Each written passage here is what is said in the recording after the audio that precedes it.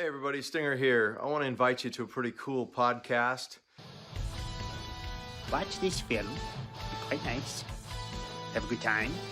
You'll be very evil. And you'll love that Danhausen. Hey, this is Big Sexy Kevin Nash. Yes, it is I, Big E, but more importantly, it is you. And you might remember me from such YouTube greats as Being the Elite and Chris Daniels Almost Dies. And if you're looking for the very best wrestling content, you better come to Good Mic Work Commentaries. And I'm just going to tell you now, as a role model, you got to tune into this because if you also want to be a role model, you got to learn from the best. We have a rapport, and we have been so close over so many years. This is not a cameo or a paid endorsement in any regard. This is a message of friendship. Man, we met 20 years ago, 21 years ago now. Time is flying, isn't it? I want to wish you all the best in your YouTube channel, and hopefully I can maybe make a special guest appearance on there sometime. And I used to say, hey, Greg Morgan, and he used to say, please call me Greg, and I wouldn't do it. Good Mic Work Commentaries.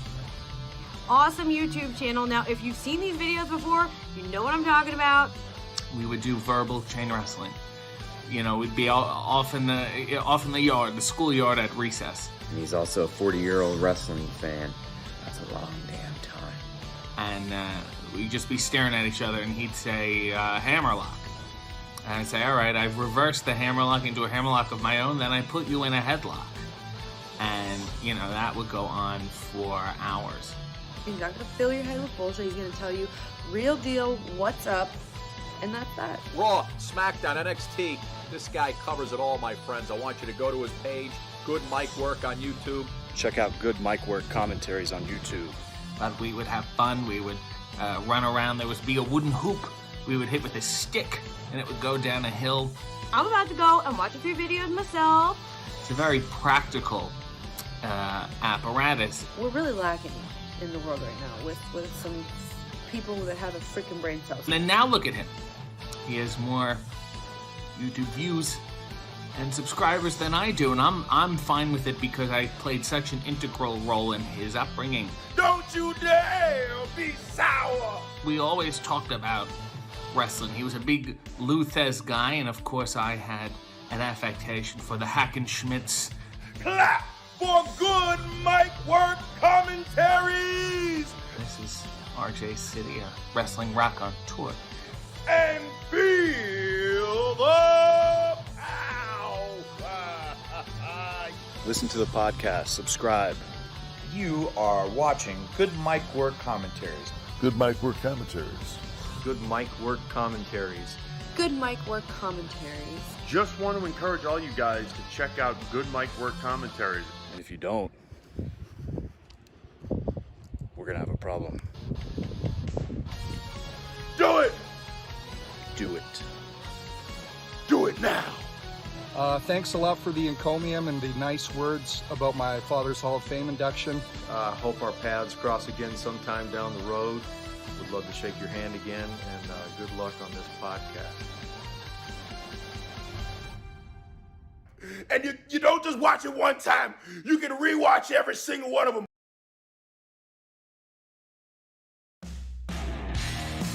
And now, Good Mic Work Commentaries and Greg Morgan presents the Winged Eagle Podcast.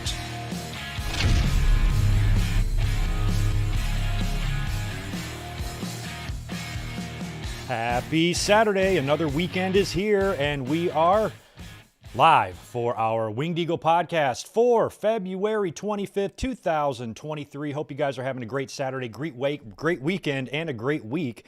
We got a pretty loaded podcast today with lots of stuff to discuss, and luckily for me, I don't have to rush right off to work when this is over, so I can take my time. So we got a lot to get into, a lot of topics, a lot of discussion. Revolution is coming up in just a couple of weeks, or in just 1 week, excuse me. We've got WrestleMania coming up in just 1 month, and a lot of stuff going on in both companies, not only in front of the camera, but behind the scenes. WWE dealing with a potential future sale. A lot of Vince McMahon discussions and paranoia running rampant this week as well. Plus, we have the big Cody Rhodes and Sami Zayn, what some think is a dilemma in WWE, but I don't really think it is. And we're going to get into the popularity of Sami Zayn, some of the reports we've heard about WWE being worried or concerned about that popularity and what that means for Cody going into WrestleMania. Could they make any big-time changes going into that match? What is the status of Vince McMahon? How much influence is he going to have on WrestleMania?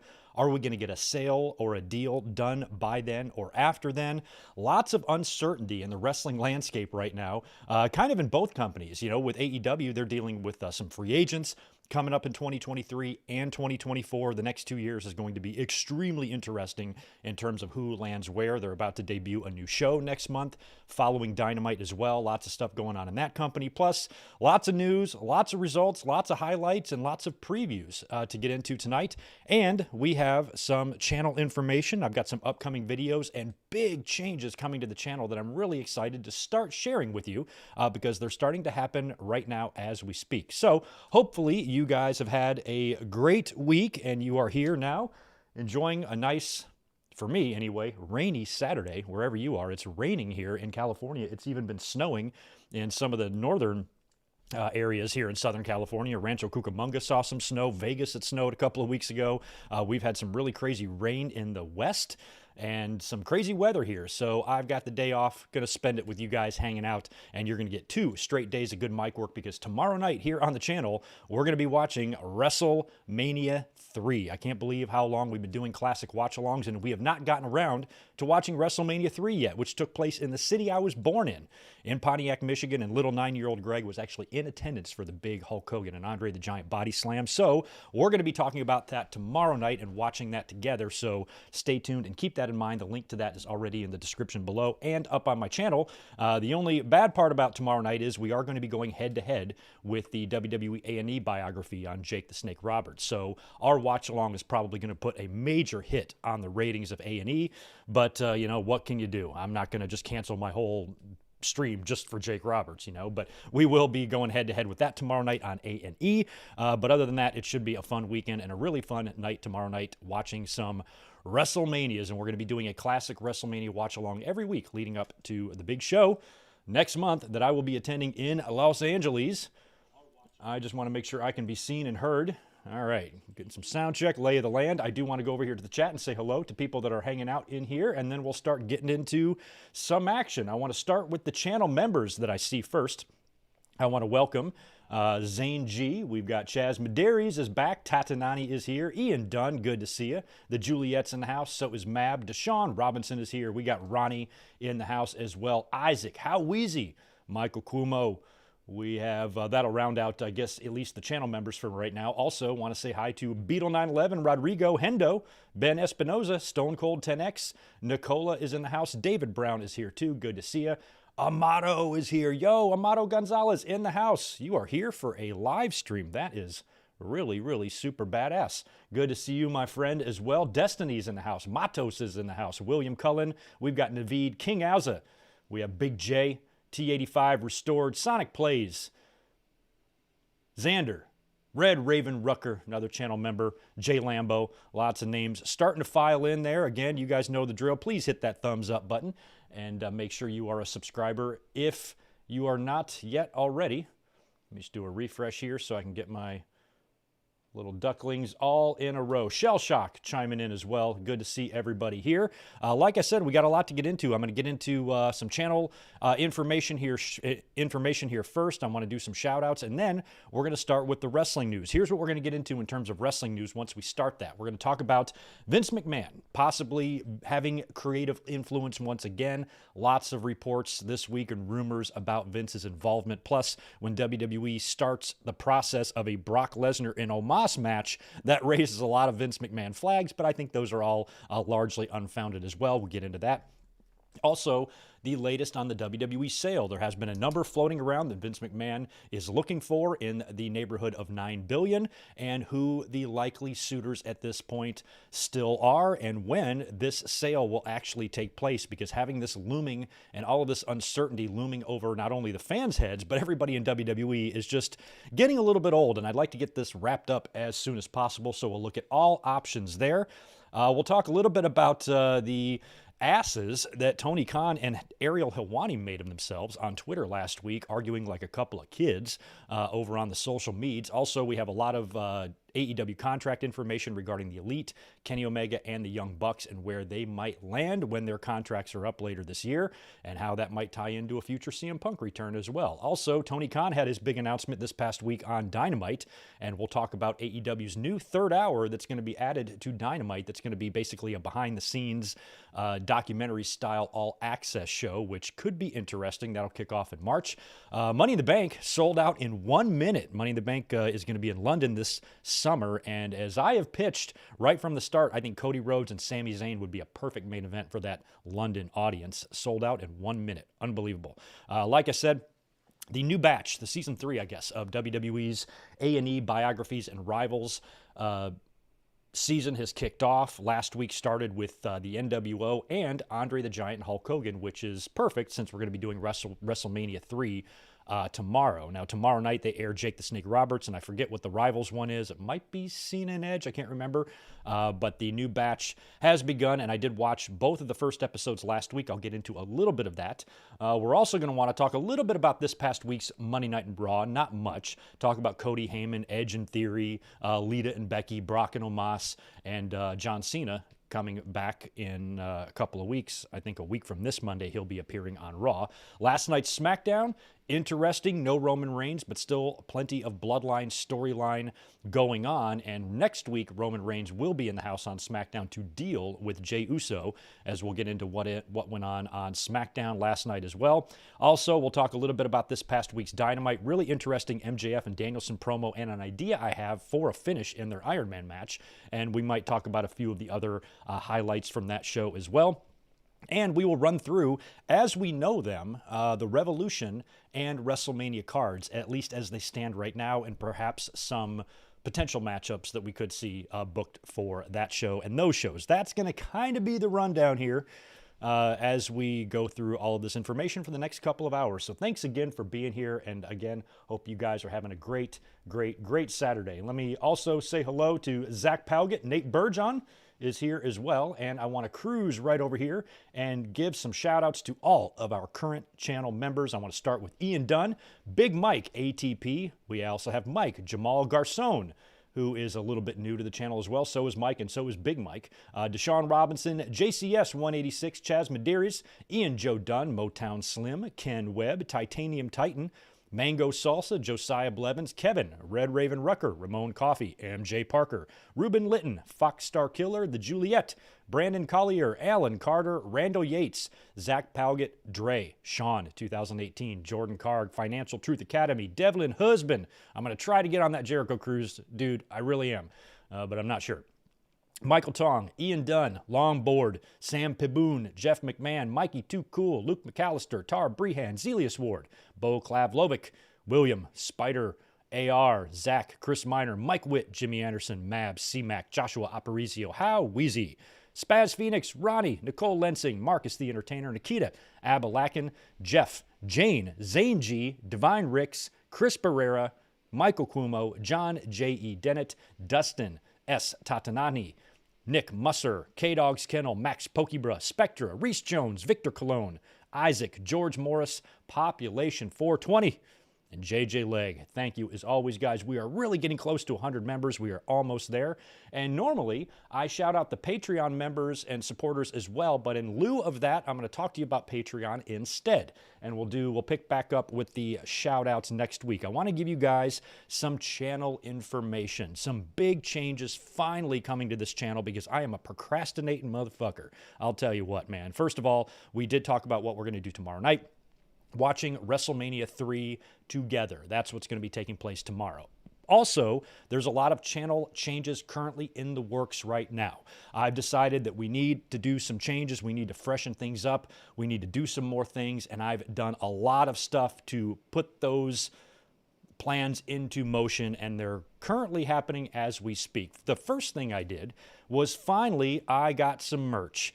I have been on Pro Wrestling Tees now for about 5 years, but I think I only have 4 t-shirt designs on there. We've sold a bunch of them, but merchandise was just never anything that I was really spending a lot of time on perfecting. Plus, with Pro Wrestling Tees, they have so many restrictions. You know, I couldn't put my AEW themed shirt up there or anything like that. I got a few designs that were rejected by them, and they just kind of got old dealing with. And so I'm not really sure what I'm going to do with my Pro Wrestling Tees account yet. I'm going to leave it open, at least for right now, but I'm probably just going to shut that down completely because we now have merch right below you. See it? Should be right underneath this video. And if you go to my channel, you can click the store tab, and it'll take you over to the merchandise as well. Now, this is all under construction currently. The merch that you see is available for purchase. You can buy it right now, but all of the items aren't on the store yet. I still have to put up graphics. I still have to personalize the store, and I have a couple of designs for t-shirts that haven't been approved by the store yet that I'm waiting to show up in the store. Plus, we're going to be adding a lot more products, and I have another channel logo bumper kind of cartoon style that is going to be featured on the channel, and it might even be my new channel avatar once I take a look at the final project. But that is also going to be made into a t-shirt and put on merch, and there might be one or two little furry animals over my shoulder when that's done. I think you guys are going to get a big kick out of that. So we're doing some cosmetic changes right now. Channel, maybe layout and format. We're going to get a new logo made, and we got a lot of new merchandise up right now, and there's going to be a lot more added. So I would say by mid next week or the end of next week, definitely by the time we get to Revolution next Saturday, that store should be fully operational and functional. But it's operational now, just everything that I have isn't quite available yet. That's going to take a few more days for it all to start showing up and to be offered for sale, but there's going to be a couple of hundred products on there to choose from. Lots of t-shirts, lots of hoodies, hats, buttons, pins, magnets, tote bags, all that type of stuff is going to be available there. It's much easier now since YouTube added this feature about a year ago, and it took me forever to finally pull the trigger on that and to get merch available to you guys, because so many of you have been bugging me, dude, if you would just get some merch, I'd buy it and wear it to shows, and I suck. So finally, I have gotten that done. It's in progress now, and it's only going to grow and get better. So finally, merch is available right here, one-stop shop on YouTube. You can just do it all right here. So keep that in mind if you are a merch or t-shirt lover. Also, we are doing some equipment upgrades. I currently am operating with 2 desktop computers. Both are great. The one that I stream here with has plenty of power, and there's no issues, and I don't even need an upgrade, but I upgraded anyway. I bought a $4,000 computer last week, actually $4,200, and it'll be here, I believe, on Wednesday or Thursday. I just really wanted overkill. I wanted to triple the amount of RAM that I have. I want the highest quality graphics card. I want tons of space. I just want this computer to be multifunctional and to be a powerhouse to where if I'm streaming, video editing, image editing, running any sorts of programs, it can handle it. This computer does just fine. You know, we've never had any problem with the equipment itself. We've had some internet problems a couple of times, but we've never had any problem with, how we stream or how we produce content. But I'm going to need to upgrade, in the next couple of years anyway. So I went ahead and pulled the trigger now, and we're going to get a mega machine in here. And I'm probably going to upgrade this webcam as well, even though I have a very good webcam. I have 2 of them.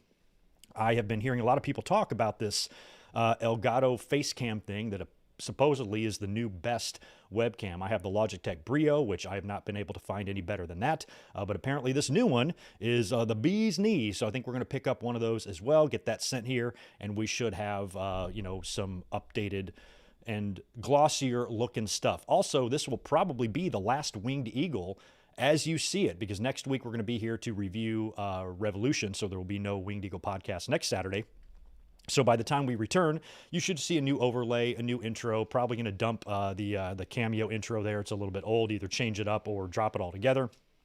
And kind of give the channel a new look overall, cosmetically, format changes, and things like that. Also, I want to start doing some more videos. Now, I told you guys a couple of weeks ago, we started Bald Guy Wrestling. The link is in the description below, and Bald Guy Wrestling is going to be the channel that I use to put up, maybe little videos that I take when I go to wrestling shows or any sort of interesting videos that I might take while on a wrestling trip or at a show or at a convention or whatever, and I've been putting those on there. I also wanted to use Bald Guy Wrestling as a way to take some of the footage from all of the live reactions we've done, the watch-alongs to classic pay-per-views, and maybe condense them, edit them down, add the footage in there, and, put that over there on Bald Guy Wrestling. But as I was trying to do that, I attempted 4 times to upload the Royal Rumble 1991 match, where it's me reacting to it. I show the video on the screen, I splice it out, I blur it every 5 seconds.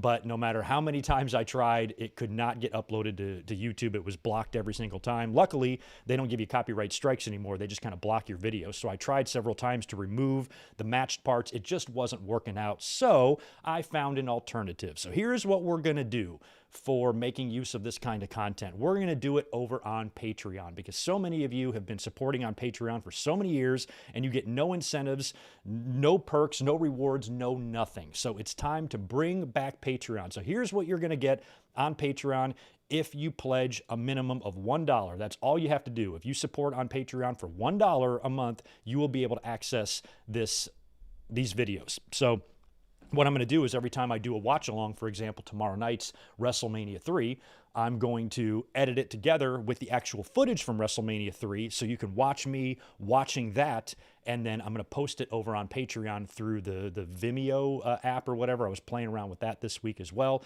So don't rush over there to Patreon to pledge just yet. Let me get some content up there first and make an official announcement about it.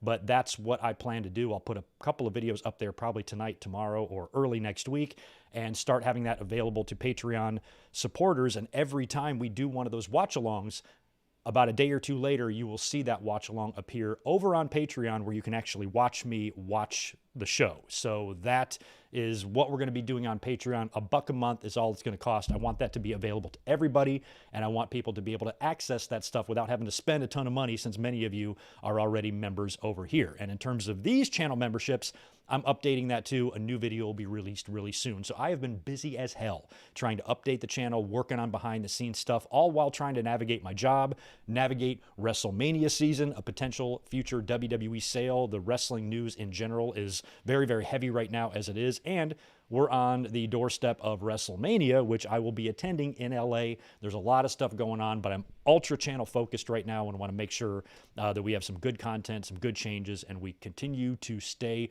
moving forward. I've been very happy with the subs and the views lately. The last two Winged Eagle podcasts have done just under 20,000 and 10,000 views each. We've taken in a good amount of subs back in the green. I mean, we're always in the green. We're always growing there, but, it's been pretty low where we're only gaining about 100 subs a month or something like that when it used to be 1,000. And now I've seen that kind of tick back up as well. So thank you to everybody who is new. Thank you to everybody who watches and supports and has been supporting all these years. You guys are the best. Thank you, thank you, thank you. Thumbs up, subscribe, notifications bell, all that good stuff. Greg loves you. So that is what is coming to the channel. Like I said, you'll start seeing changes happening as early as this week, just some changes and stuff and merch and crap like that, stuff on Patreon, some announcements on YouTube. Make sure you check the community tab. I'm always putting information up there as well. And of course, the social media, the Twitters, the Instagrams, all that good stuff. So Greg's busy. Just wanted to make you guys aware of what is coming to the channel and the changes that are happening, because we are now 1 month, about a month and a half away from our 13th year doing this. 10 and 3. Did my first video in April of 2010, sitting on my ass way back in North Carolina, and recorded 15-minute voice app on my phone.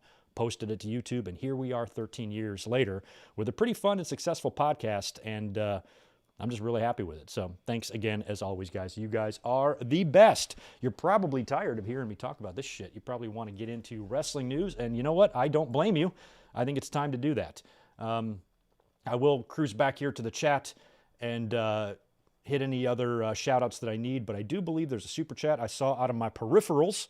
Let me just find that and knock that out so we can get it down to business here. Stone Cold 10X, thank you so much, dude, for that $5. I love Cena, and I don't mind Theory, but I don't want Theory to come back just to lose. Yeah, Cena coming back just to lose to Theory, I understand not wanting that, but what else would you do with Cena? I mean, this guy's off making movies. He's not on TV. It depends on what he's going to do after WrestleMania. If Cena's going to stick around, then I'm all for him beating Theory. But if Cena's coming back for one match and then he's just going to leave and not wrestle again all year, he shouldn't win. But last time Cena came in, he kind of lost at SummerSlam a couple years ago to Roman Reigns. He might be due for a win, and I still think John Cena is going to win another world title before he officially hangs it up. But hell, maybe he won't. Maybe he's full-blown rock now, and he just wants to do movies. Cena and Theory seems like a natural match that you would probably want to do. And yeah, we'll be talking about WrestleMania and how it's all shaping up here in just a little bit. But why don't we start with the wrestling news? Let's start with that. I want to talk a little bit about Vince McMahon, because like I said, and I have been saying for weeks, that we're probably going to discuss Vince McMahon and CM Punk, or Vince McMahon and the WWE sale and CM Punk and AEW in some capacity every single week on this podcast until we get some sort of resolution on either side here. So with Vince McMahon, there have been reports and rumblings that some talent, staff in WWE has been concerned with the looming sale, Vince's presence, even though he's not actively at the shows, he's not backstage, he's not heavily involved in creative or heading up creative or anything like that. The morale in the company that did see an uptick when Vince stepped away and everything just started coming together. Talent just seemed happier, more at peace. Shows are good, ratings are up, fan interest and enthusiasm is up. Everything was going well. And then as soon as Vince came back, you started, hearing these reports that you've got some uneasy campers behind the scenes in WWE, and a lot of the talent is, angry that he's back or not sure what this means or uncertain about their own future. And it's got to be a little bit nerve-wracking to be in that position. And that's why I really hope that we do get some sort of a resolution here and some sort of a WWE sale soon, just so the talent and the staff there can no longer have to worry about that hanging over their heads. I mean, there is a really real chance that by the time we get to the end of this year, Triple H isn't even working in the company anymore. And that is fucking scary. So I really want to see how this is going to go, who they sell to, and who's going to be in charge of this company when it's all said and done. Now, in terms of Vince McMahon, you've seen a lot of paranoia being stirred up online. And one of the things I said weeks ago, this was right when Vince first came back, so it definitely would have still been in December. I said, the one thing that sucks about all this is that now, whenever you're watching TV, is that anytime any sort of weird, strange, or perhaps questionable booking decision that WWE or Triple H makes is going to be met with overreaction. The sky is falling. Vince McMahon is back. The people that just cannot manage their emotions and do not know when to think before they just spit shit out. That's all you're seeing. And oh my God, on Monday night, it was like clockwork. As soon as I saw MVP challenge Brock on Omos's behalf, I'm like, oh God. And I just clicked right over to Twitter, and exactly who I would expect to say, oh, Vince is back. They're all saying that. I'm like, just chill. I really have a hard time accepting at face value this Omos and Brock match. This has got to be just a segment used to create another match. Let's hope. We'll find out on Monday. But as soon as that happened, that does sound like a Vince match. It sounds like a Vince match. So people are like, oh, he's back, forget it. And so every time anything that the fans don't like or they deem unacceptable or questionable, they're going to immediately assume the absolute worst. It's straight to Armageddon for them. There's no in between, there's no thinking it through. It's always worst case scenario immediately. And I just don't get that mentality and that line of thinking. Now I understand you can't trust Vince. I understand you can't trust Nick Khan. You can't trust any narrative that WWE is going to push right now. But still, I think that as crazy and as selfish and as out of control as Vince McMahon is, he has to be able to see. He has to have two working, functioning eyes and ears. And the minute he left, to see how the product has performed numbers-wise, why in the hell would he come back and get in the middle of that? Why would Vince McMahon purposely walk backstage in the WWE, take back over creative, push Triple H out when everything is going so well, knowing the damage that would likely do? And as crazy and as selfish and as Vince McMahon is, I can't even see his 77-year-old brain making that stupid of a decision. So I've always been skeptical that that Vince is back. I've never really believed that he's back. Triple H has openly said that he consults with Vince. Of course he does. And I'm sure Vince has suggestions, but at the end of the day, they still claim that they're leaving it up to Triple H. And so far, I have no reason to think any differently or to think otherwise. Just because Charlotte is the champion doesn't mean that Vince is back. That's what fans think. But, it could mean that Charlotte is becoming champion for the same reason John Cena became champion in 2014, just to get murdered by Brock at SummerSlam. Charlotte could be champion just to get murdered by Rhea Ripley at WrestleMania. Just wait and see how it plays out. It doesn't automatically mean that Vince McMahon is back. Brock and Omos, same thing. Granted, that whole situation is confusing the hell out of me. I thought we were going to get Brock and Lashley blow off at WrestleMania, fight pit, Hell in the Cell, some sort of stipulation match to blow off that issue. That's the direction it felt like they were going in at Elimination Chamber with the low blow and the DQ and the Brock freakout and all that. But then you get Bray Wyatt mentioning Lashley and Brock in his promo. And then on Monday, we get MVP issuing a challenge to Brock from Omos for WrestleMania. And then last night on SmackDown, Bray Wyatt, in his little funky segment, had references to Bobby Lashley. So it does kind of look like we're getting Lashley and Wyatt and Omos and Lesnar. So that's really weird, and I don't really know what to make of all that. Granted, that's all very strange, but I still don't necessarily think that means that Vince is back. What I think it might mean is that Brock, as you know, has been on TV quite a lot. He's been on TV a lot lately. He's been working. Sorry, I thought that text message was for me. It's not. He's been working a lot of shows lately. One would assume that after WrestleMania, Brock is probably going to be off TV again. Wouldn't you say? Probably. I mean, maybe not. Depends on where Crown Jewel is. I know they got the King and Queen of the Ring coming up. He might be on Crown Jewel, so he could stick around a little bit. But for the most part, I don't think Brock is going to be on TV a ton between WrestleMania and SummerSlam. Probably just a couple times or none at all. And if that's the case, when you look at, I know nobody likes Omos, just the idea of this just terrifies everybody, but when you try to look at it realistically, forget about what your fan brain wants for a minute, and I don't want Brock and Omos any more than anybody does, but if the motivation and what WWE's trying to do is to get Omos over, he's kind of a new star. He's been around for a while, ever since Shane was doing those underground things, but, being on TV, working pay-per-views, it's only been a year or two. Maybe they want to give him one big victory. I mean, they are invested in Omos. He's a big, gigantic guy. They want to push him. So far, he hasn't really been translating much in the ring, but fans have been growing on him. He seems like a super nice guy out of the ring, and they might want to give him this opportunity. And what better star to beat if you're trying to become a megastar or a monster, an unbeatable guy, than Brock Lesnar? What if Triple H is like, hey, Brock, we'll pay you an extra $500,000 if you just let him squash you. Brock's like, no problem. An extra $500,000. All right, I'll go down there and get beat in 20 seconds by this guy. I don't care. Goldberg did that. Think of the impact that had on Brock. And Brock is the type of guy that can survive that type of loss. Charlotte can survive that type of loss. John Cena can survive that type of loss. They all already have survived those types of losses. Think about how badly Brock beat John Cena at SummerSlam. Cena was the champion the next year. Didn't faze him at all. Goldberg put down Brock. He went right on to win more world titles and went on to beat Bill Goldberg in the end and in the blow-off anyway. So I think that it wouldn't really damage Brock overall. He's still the name. He's still got an unbelievable resume. And if they really want to get Omos over, that's really not a Vince decision. That's a smart booking decision. If you want to give a star the biggest win possible, then that probably is against Brock Lesnar or Roman Reigns. So that's not really that far-fetched or that delusional. That seems like something relatively logical that a wrestling promoter might do. I'm not a fan of it. I don't want Brock Lesnar and Omos. The visual of Brock F5ing Omos would be pretty awesome. What I'm hoping they're doing is on Raw on Monday, Brock just comes out and beats up Omos and gives him that F5 or something, and that leads to something else than Lashley, because you can't think that Lashley is just okay with not having more to do with Brock Lesnar.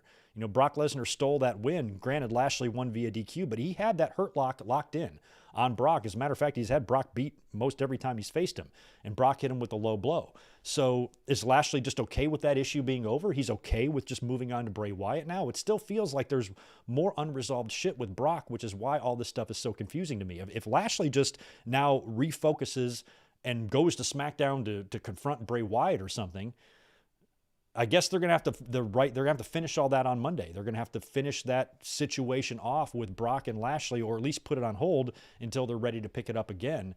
But I'm hoping that I'm still holding out hope that whatever they do is just a way to still give us another Lashley-Lesnar match. I'd rather get a Lesnar-Lashley blow-off than Brock and Omos or Lashley and Wyatt. I don't really want either of those matches over Lesnar and Lashley. I think that would be a great match to have on WrestleMania in a big blow-off, right? But I don't know what they're going to do. I guess you can't really do that either, because if Brock wins and then he's just going to leave again, where does that leave Lashley? Because I even predicted last month that if they do the blow-off at WrestleMania, that Brock would win that. But if he did and then he leaves, where does that leave Lashley, the guy who's actually staying on TV and going to do stuff? That's why I thought they were kind of teasing Hurt Business reunions or whatnot. Maybe that is still in play. And maybe we get some crazy triple threat. Maybe it's Brock, Lashley, and Wyatt triple threat, but why? And then Omos, where does Omos fit into that? Is there a new Hurt Business being formed? Is Lesnar going to join the Hurt Business? That would actually be kind of cool. Lesnar and Lashley as a team?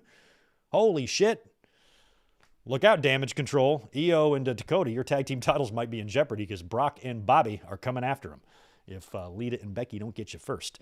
Holy crap. So, yeah, I don't know where any of that is really headed, but I think it's a little bit, reactionary just to, if Vince is back. I don't really think that's the case. Let's see where it goes. Let's see what happens on Monday. Monday should answer a lot, because if WWE is in fact going to be going with Brock versus Omos, we should get that on Monday. That should be confirmation on Monday that that's actually going to happen. I'm still holding out hope that the segment is just used as a vessel to get another match made for WrestleMania, but I don't know. I don't think WWE doesn't generally go through the process of starting a match challenge just to not do it.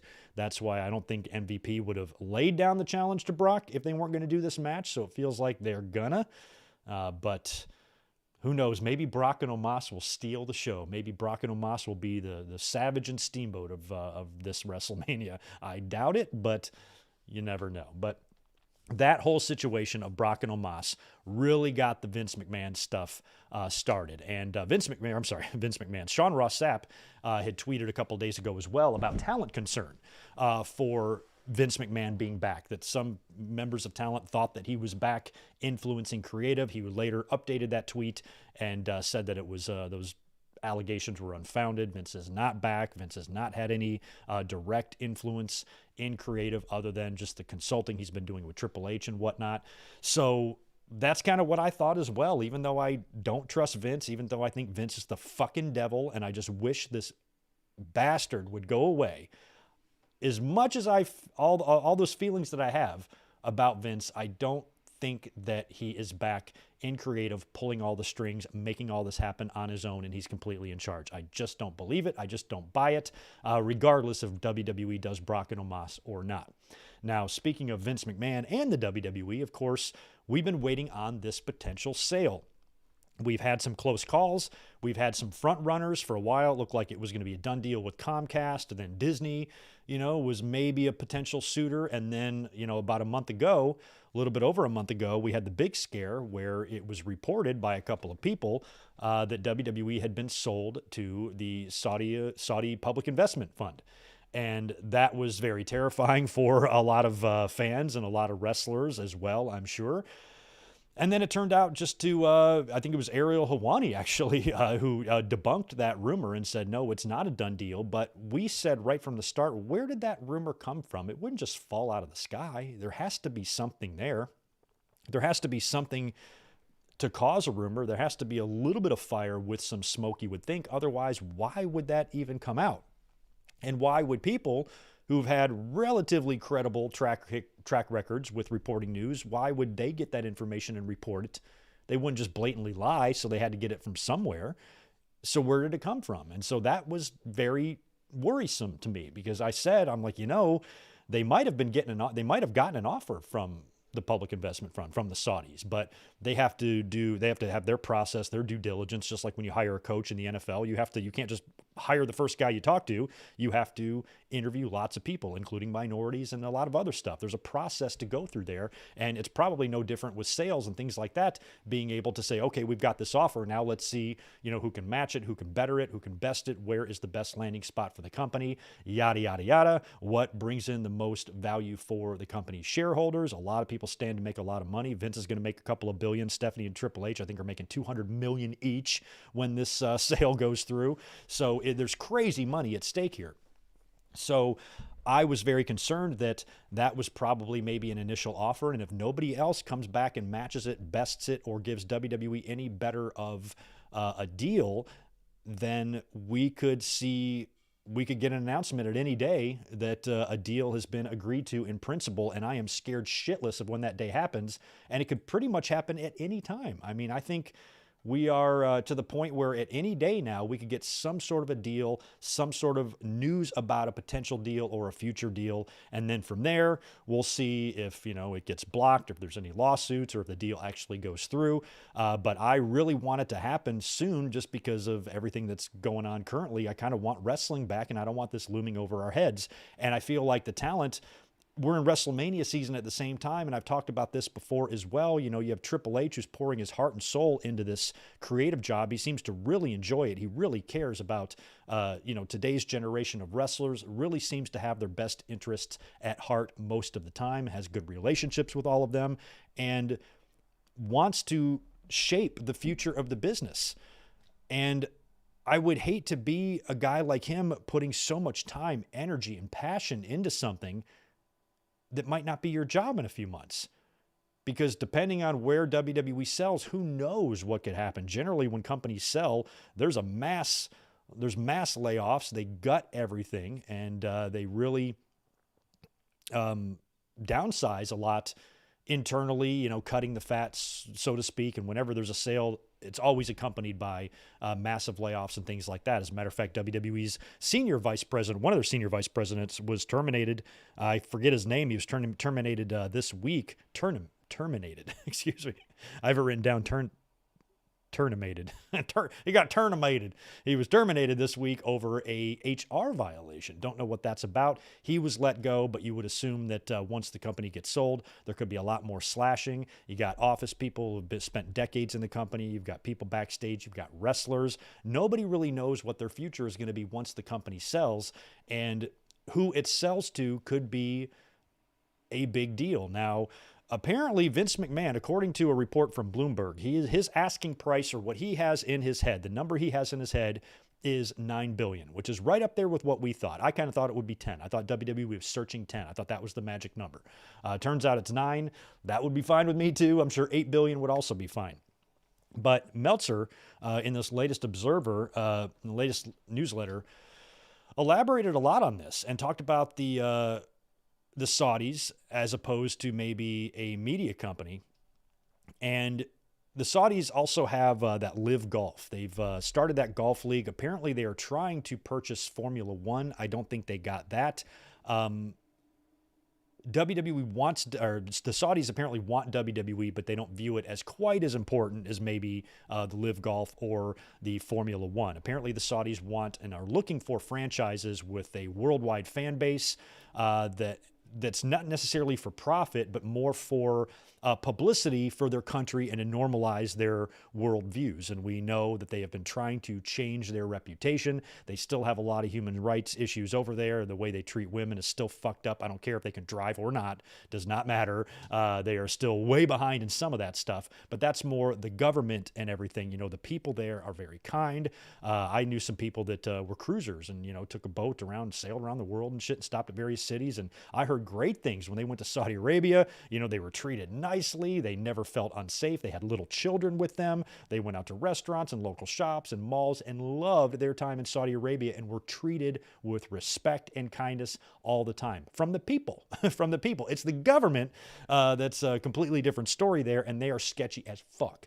And with them, they definitely do seem like, because of their intentions, they're looking to acquire franchises, not necessarily just for profit and money making, but to help the publicity, to give their country and their kingdom publicity. That's a big deal, because that means they might be willing to pony up a lot more than a media company who's looking at WWE as a money making, profit making machine. And a lot, that's what Meltzer kind of mentioned here in his when he was speculating about all this. The media companies, the Comcast, the Disneys, they aren't looking at a purchase right now that big due to all of the uncertainty and the future changes in consumption and the uncertainty in the global economy. There's a lot of uncertainty going around in terms of the economy and how content is going to be watched, viewed, and consumed by consumers, because that's forever changing. I've always said for years that ratings don't even really matter anymore, TV ratings, because that's not your primary way. Everybody, oh, wrestling is so down now. Yes, it is. Wrestling is not as popular as it was in 1998, but also in 1998 when WWE, Raw, and Nitro were at the top of their games ratings-wise. If you had everything we have now, you had YouTube, you had internet, you had streaming services, streaming platforms that are not cable TV, that are not dialed into the Nielsen box and all that stuff. And you had multiple different ways you could watch. You could watch on your phone. You can watch in your car. You can watch on the plane. You can watch on YouTube. You can watch on countless dozens upon dozens of different streaming apps that you can get USA Network or TNT on, and you can watch lots of different ways. If all of those options were available to me as a fan in 1998, we would not see the type of numbers we did across WWE and WCW. Those ratings would be way lower. Granted, they would be way higher than today, but they would still be way lower than they were back then. So I've never really thought when people say, oh, only 1 million viewers for AEW. And I'm like, well, that's only half of WWE. I mean, WWE's getting 2 million. I think that's pretty good. They're a brand new company. And I think both companies' ratings are technically higher than that. I think more than 2 million people are watching Raw on Monday. And I think more than 1 million people are watching Dynamite on Wednesdays. That's because we watch different ways. I've never once in the last 12 years has any viewing that I have done of wrestling counted as a rating. They don't know I'm watching because I DVR it or I watch on streaming apps or whatever. I don't watch that way. And so that is always changing. So the media companies are probably, some of them, losing some money with some of the content that they've paid for. WWE got so much money with the last set of TV deals that they did with Fox and NBC Universal, and forking out that type of money again, there's a lot of uncertainty there as well. So if one of those media companies bought WWE, being able to turn that $9 billion purchase into a profit might be a tall order, and it might not be financially responsible to take on a purchase that big for some of these companies. If you're a Comcast and Amazon, a Disney, a Netflix, or whatever, they might not feel that number is worth picking it up. Buying WWE for that price, it wouldn't be an automatic guarantee that they're going to be able to, turn a major profit there or get their money back in a timely manner. And with the uncertainty, they could actually lose money. So with the Saudis, that does not seem like it is an issue for them. They seem to be willing to pay, wanting to pay, and probably willing to pay more than anybody else. So let's try to look at if there is a silver lining or if there is anything positive if the WWE did go to the Saudis. Now, if they did, that is really going to be a problem, I think, for a lot of talent, a lot of fans, the public perception of the Saudis, especially what went on a couple of years ago with that journalist Jamal Khashoggi that they chopped up and killed. And not only that, Meltzer mentioned this too, and he's not all wrong. I saw some people on Twitter laughing it off, but I don't know why. Sami Zayn. I believe that regardless of the Saudi deal or not, I think WWE would still be continuing this direction with Sami. I don't think that the potential Saudi sale prevented Sami from winning the title at Elimination Chamber. But how would they make Sami Zayn the top guy while being sold to the Saudi fund? Because they don't want him there. He doesn't want anything to do with them, so he can never do these crown jewel shows. That is something you have to think about as it relates to Sami Zayn, and that sucks that it should even be an issue. It's 2023, and where someone is from is still a fucking issue in this world about where you can go, what you can't do, what this country believes, what that country believes, and whatever fucking sky wizard you pray to or whatever. The shit that this is still going on is so just gross, and that's why the Saudis buying it is such a turnoff, because we know about all this stuff. And, how would you be able to feature Sami Zayn as a top guy? How could he ever win the title if they are owned by the Saudi Public Investment Fund? Because they do a couple of crown jewels there a year. It's rare just to leave your WWE champion off the crown jewels. They're usually on every single one. Is a WWE champion missed a crown jewel yet? I don't think so. So unless you split these belts up, and Sami's got his own, and you can have another champion on crown jewel, that could actually play a factor into Sami's career. I mean, who knows? I mean, Sami's on the top of his game right now. He recently re-signed with WWE. He's as popular as he has ever been. We love Sami Zayn. We've donated to Sami for Syria multiple times on this channel. Sami's the best. What would he think? What would he think if they were sold to the Saudis? What would he do? He'd just have to do it, right? I mean, he would just continue his job. Would he quit out of, just for principle, quit out of principle, or would he stick with the company? Would he, sabotage his push to go to AEW because of this development? I mean, I don't even know. I don't know how any of this would work, but it is something that you at least have to think about and have in the back of your mind regarding Sami Zayn because of his Syrian descent. So there's lots of things that are just still up in the air, and that's why I think Saudi Arabia just running up the price and purchasing WWE at that point, from a business and financial standpoint, I don't know how it all works, but it seems like WWE would have a fiduciary duty to take the deal, because as we've seen in every single press release and every single statement they've released to us, there is always something in there about maximizing shareholder value.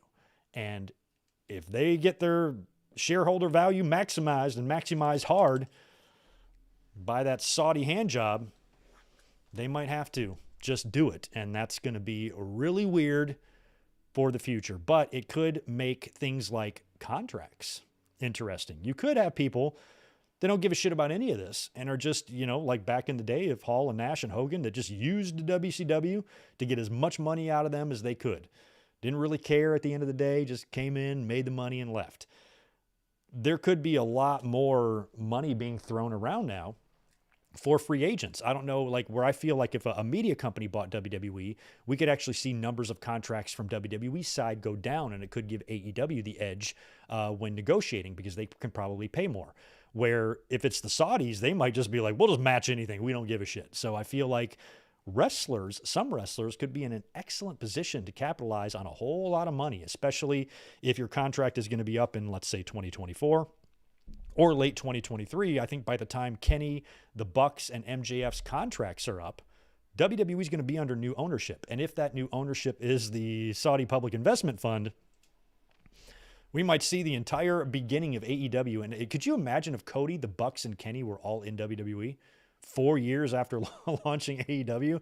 That would be mind-blowing. Poor Hangman Page is the only fucker left over there. So that would be bizarre. But we'll talk about the Elite here in a minute. So the Vince stuff is shitty. We all want his presence just to go away. That's why I kind of think a sale happening soon would just be in the best interest of everybody, because at least we have some resolution there, and there's not a lot of this uncertainty, and there seems to be a lot of it right now in WWE at a really inopportune time. We're in WrestleMania season. This is when everything should be running at top speed, and they should be running in all cylinders. And so far, they are. We'll talk about Raw and stuff this week. I thought it was all very good, but you got to think that having this cloud hanging over your head just can't be good morale-wise in the company. So we'll see what goes on with Vince, WWE, and the future sale here in the future. We should talk a little bit about, I mentioned the Elite a minute ago. We'll talk about their contract stuff. Let's talk a little bit about Tony Khan and Ariel Helwani last week or the week before. They got into a little tizzy on social media. Now, this was all stemming from Ariel Helwani basically being on SmackDown. And I think he was on the Elimination Chamber pre-show as well, operating as kind of like a WWE reporter. He's got the WWE mic and everything. And this is a guy that's supposed to be a journalist and all that stuff. And let me just start out by saying I don't give a shit about any of this journalist integrity crap that everybody seems to pretend to care about in wrestling. But what I found so hilarious about this whole situation is that Ariel Helwani and Tony Khan had that awkward interview a while back where I think Ariel said that Tony Khan didn't want to answer his questions. But then when you went back and listened to the interview, Tony Khan said right up front what he can't talk about. So if Ariel's frustrated with that, he kind of knew that certain things weren't going to be able to be discussed. So I don't know what the big deal was there. Sure, we would all like to know more about Brawl Out and CM Punk and all that stuff, but some things Tony Khan just can't or isn't going to talk about. So he was kind of frustrated about that. But then he interviewed Triple H. He's lobbing him softballs. So he could have asked Triple H a lot of more damning shit as well, especially as it relates to Vince McMahon and his scandal and how much Triple H knew. And he could have pressed him on that, and he didn't. So at the end of the day, I didn't care either way. I didn't have a problem with either interview. I enjoyed Tony's, I enjoyed Triple H's, and I didn't really give a shit what Ariel Helwani asked them. But once Helwani showed up on WWE and he's kind of doing work for them now, that pissed off Tony Khan. Tony Khan called him a fraud. You're a fraud, he says, to which Ariel Helwani barked back. He said, chill out, snowman. I think we all know what snowman means. And they proceeded to go back and forth a little bit more. Now, what I found so absurd about all of this is, number one, both of these men looked like children.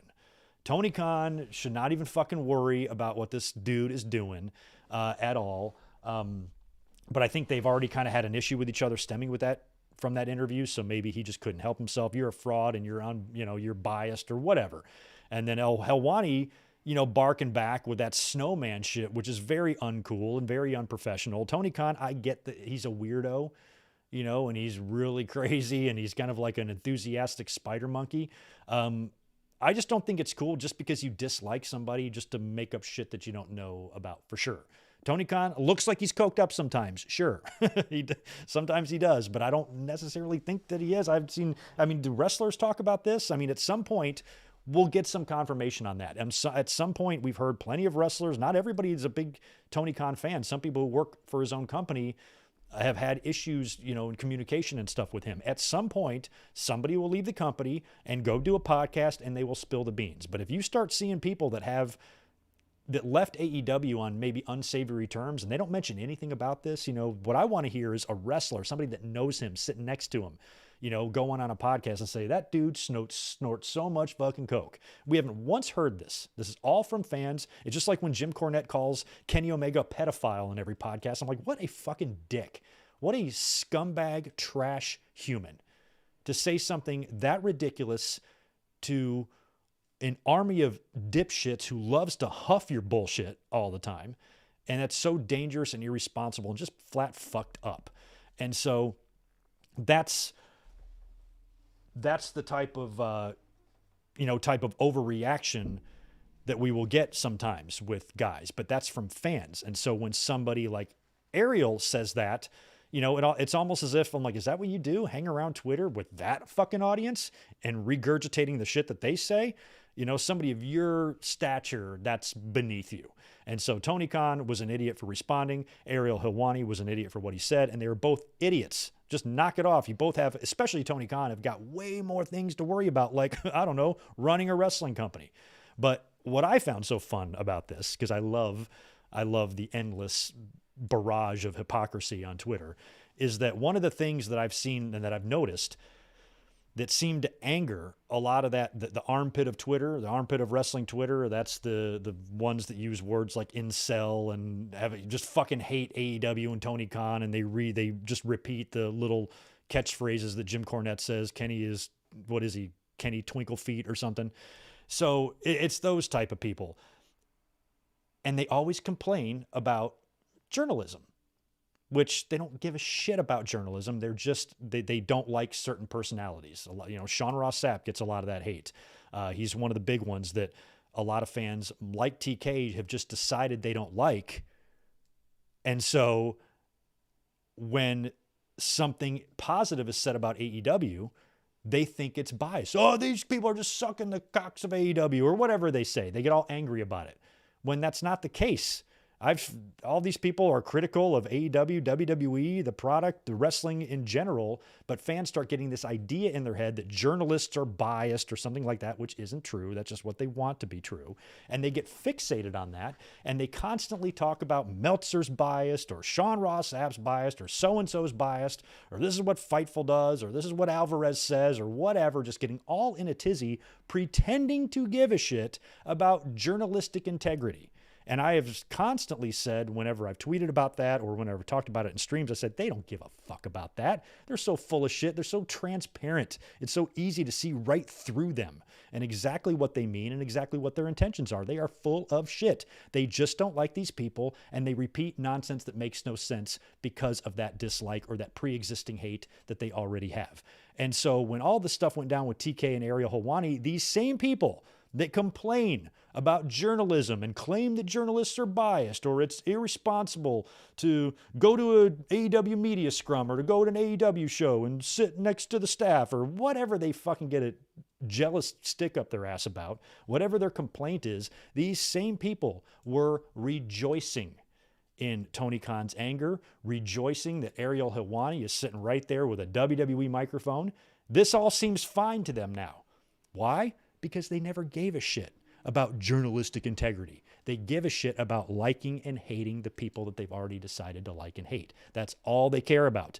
And they will continue to push that hate regardless of how hypocritical they look. And so watching people laugh at Tony Khan, I was one of them. I was laughing at Tony Khan, but I'm also not a hypocritical idiot. Watching these people rejoice in his anger, rejoice in his frustration, praise Ariel Helwani, I'm like, actually, this is what I love about fans. This is something that you should be agreeing with Tony Khan about. Why? Because you never shut the fuck up about it. It's all you talk about. Every 3 tweets, mad about how some journalist talks about AEW. That's what pisses you off. That's what consumes your life. That's what completely consumes your day and your thought process, is worrying about what other people say about AEW. And if they're praised too much, you get all hot and bothered about it. So here you have it on the other side, and instead of sticking with your stance that you don't like what you perceive as biased in journalism, you have no problem with any of this stuff and you like it. And you're retweeting Ariel Helwani now.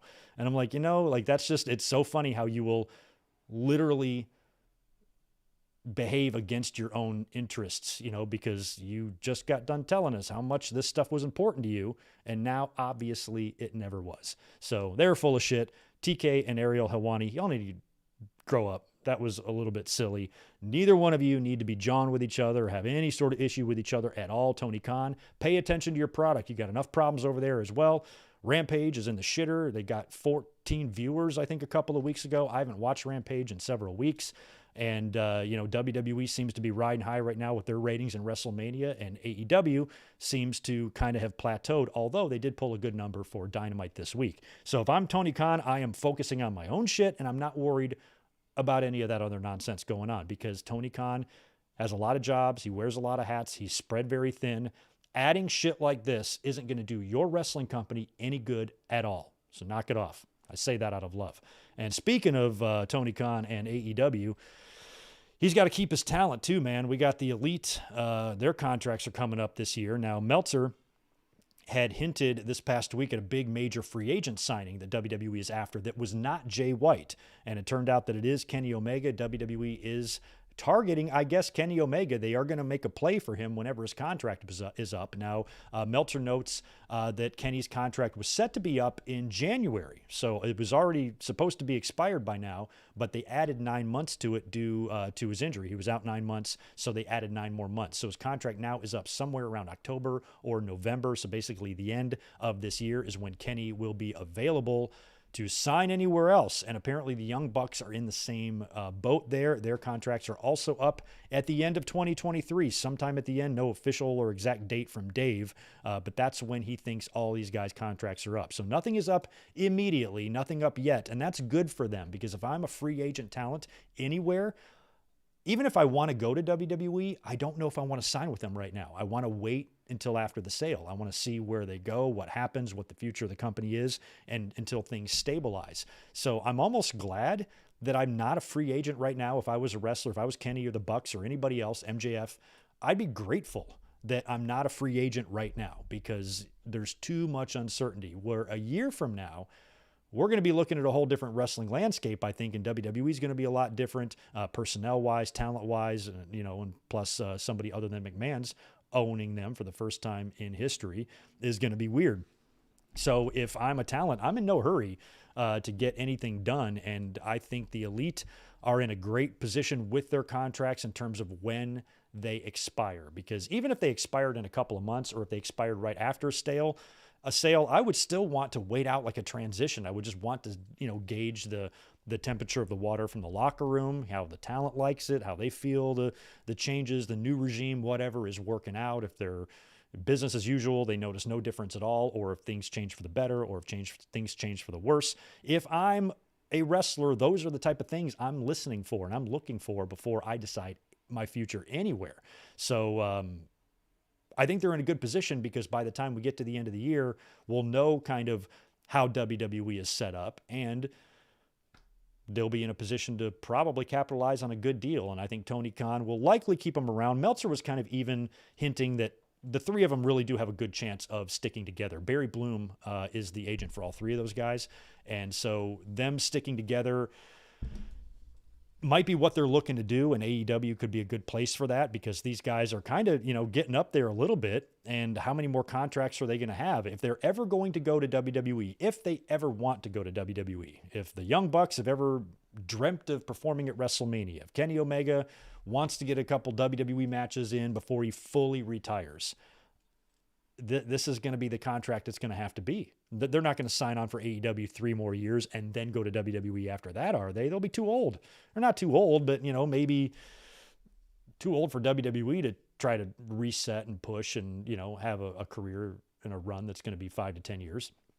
So I feel like this might be their only chance. They might have to have a lot of decisions to make within themselves and say, hey, we have to tell ourselves, which they probably have already had this conversation with themselves when they started AEW. They were offered WWE deals before. They turned them down to start AEW. So they probably came to terms with the fact they were never going to go to WWE at that point. But things change. Times change. Now they are presented, like Cody was, with an opportunity to go there. Do they go there? Or do they stay the course and do what they're going to do? They all have to talk about that, and they probably all have to talk about it together. I could live without the Bucks being in WWE. That's not something I need to see. But I kind of would like to see Kenny in WWE. I mean, he's had so many, classic Wrestle Kingdom moments, those big entrances, those big matches. Having something like that, a Wrestle Kingdom feel type match on a WrestleMania would be really cool, especially if you work with AJ or something. Oh my God. So I would like to see it. I honestly really would. But if they all stuck around in AEW, I think all that would be just fine too. And I'm cool with whatever they decide. But it should be interesting this year. I think this year, and especially next year, 2024. I mean, what's it going to look like, guys? What are we going to be looking like going into WrestleMania 40? Who is going to be on the roster? Who's going to be on the roster? Kenny Omega might wrestle at WrestleMania 40. That's fucking crazy to say out loud, but it could be. We don't know. The uncertainty is it's terrifying, and it's also exciting at the same time. Does that make any sense? We're going to keep on the subject here of AEW, talk about Tony Khan's big announcement on Dynamite this week and that new show that they are going to debut. But before I do, let me go back here to the chat. Somebody said I missed a super chat. I've got some other ones in here. I want to knock these out. Oh, Mike, FTR the night after Mania debut. I mean, maybe next year. I think FTR is going to show up and win that Casino Battle Royal at Revolution and be the 4th team in that 4-way match for the titles. That's kind of what I think FTR is going to do. But, man, if they did come back after Mania, they're another team, another couple of guys in AEW they got to think about because we don't know exactly what they're going to do either. I am looking for that Spectra. Oh, shoot. Sorry, that was about my bad. Okay. I got to read before I respond. Let me cruise up here to Clone Force 999 and thank him for that $5 earlier on. Instead of having Brock versus Omos, which no one wants to see, what about Brock versus Bronson Reed? You create a new star by having Reed go over. Sure. But they've laid zero groundwork for that. I don't think there's time to put that match together. I'm totally fine with what you're proposing. I'd love it. I love Bronson Reed. I like Reed more than Omos. But how would you get to that? it doesn't feel like that's the direction they're going in at all. Plus, Reed just took a loss at Elimination Chamber. Granted, he ate 15 finishers, but he did lose. I feel like Reed would have made mention of Brock last week if they were going to do that. But in terms of your idea, I love it. In terms of it happening, no, I don't see it happening at all. But I also want to thank Spectre. Appreciate that $5. Happy Saturday to you, my friend. You missed my Super Chat Wednesday about BCC turning heel against Danielson. I'm sorry I missed that. My bad. UC Mox won Wrestler of the Year. Tried sending this 3 times. Sorry, I hope... I don't know what's preventing you from doing that, but thanks for getting through finally. And I'm sorry for missing that Super Chat on Wednesday. I don't know how I missed that. Probably just running my mouth. In terms of the BCC turning against Danielson, you got to do some sort of a finish in that match. And I do have an idea. You know, maybe I'll just hint at it here because some of you might not stick around to the very end until I get this idea. Because where is this in my notes? Yeah, it's way down here when we talk about Dynamite. I'll start picking up the pace. We'll start knocking out these subjects quicker here. We've just been elaborating a lot. The MJF and Danielson promo this past week was really good. I think we watched it together, and I think the only critique I had of it is when Danielson said, "Don't bring up my family or I'm going to kick the shit out of you," and then MJF proceeded to bring up his family, and Danielson didn't do anything. That kind of annoyed me, but the segment was good. It felt like they finally were making this situation a little personal. It's been kind of a formulaic build so far, so adding some personal stuff in there. If you had the BCC turning against Danielson, that could be one way for MJF to retain, because I kind of think he's got to retain here, and I think he's got to do something super dirty to get it done. That could be one way. MJF mentioned his fiance breaking up with him. Sean Ross Sapp confirmed or mentioned that was actually a shoot. They actually did break up, and he brought that up in his promo. And I was kind of just wondering, and it's just reckless, complete reckless speculation. Sean might have gotten full-blown confirmation of this from whoever he needed to. But wouldn't it be funny if it was all... Like, she's not been on TV, though. I think we've seen her on camera a couple times, but she's not really a character. We don't really know her. But I would love for that to be bullshit.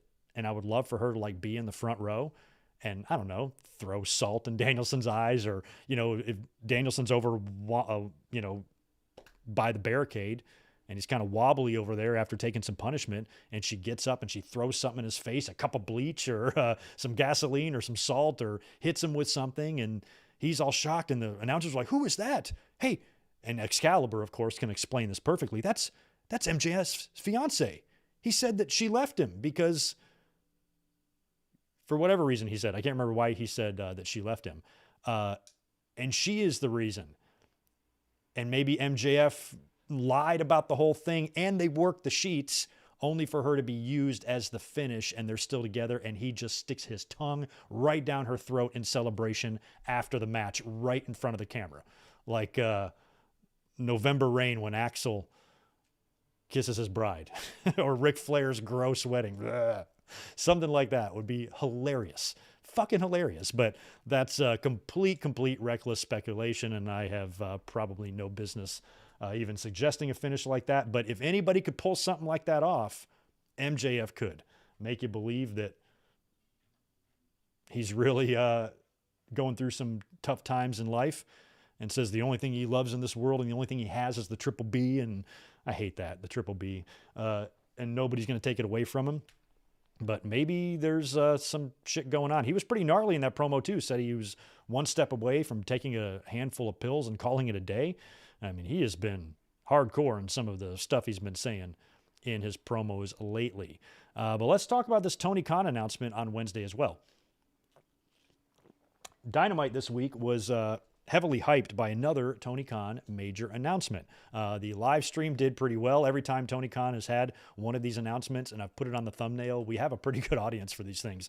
And we did see a pretty good rating for AEW. They drew over 1 million people this week, probably due to wondering what this announcement was. Now, Tony Khan, they weren't presenting this as a major blockbuster announcement. He just had an important announcement to make to the fans. But whenever you say this, Fans are going to assume it's something major, and they did wait a long time in the show. I mean, they did this, I think, by design to pull this big rating. They made fans wait. They did not tell us when Tony was going to make this announcement, and I don't think he made it until right before the main event. So they made you wait that full 3/4 of the way through the show, which definitely helped their ratings, which is good. That's the type of things you need to do, is drag shit out and to create suspense and all of that stuff. So we didn't even know if Tony was going to be in the ring for this announcement or backstage or what, but it was a backstage thing. I think he was there with Renee, and immediately Tony Khan passed things off to Adam Cole, which I thought was really interesting. Number one, Tony Khan realizing that maybe somebody else is better at delivering this message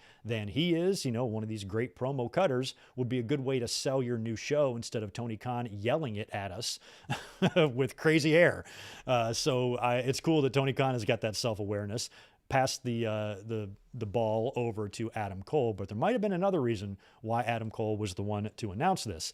Now, the big announcement was that AEW starting in March is going to have a brand new show debut immediately following Dynamite every week, and that's going to start in March, or at least for the month of March, how Adam Cole put it. It's going to be called All Access, and it's going to be a behind-the-scenes, documentary-style show where they're going to show a lot of crap from behind the scenes. And I have a feeling, since Adam Cole was the one that made this announcement, his concussion recovery will probably be pretty heavily featured in this. And we've heard a couple of other, I know Eddie Kingston has referenced this, maybe some other talent as well, have mentioned being a part of this and being in it. And we're not really sure exactly how it's going to look. I mean, we've seen, Roads to the Top. We've seen Being the Elite. It's going to be something like that. A lot of behind the scenes stuff, but it's also going to be a way to, maybe further some storylines or give TV time to people who need it, even though it's not another full hour of wrestling. It's just a show after. So maybe this is a test to see how a third hour goes. This could be the beginning of what will eventually turn into a third hour of Dynamite, where you have 3 hours of wrestling.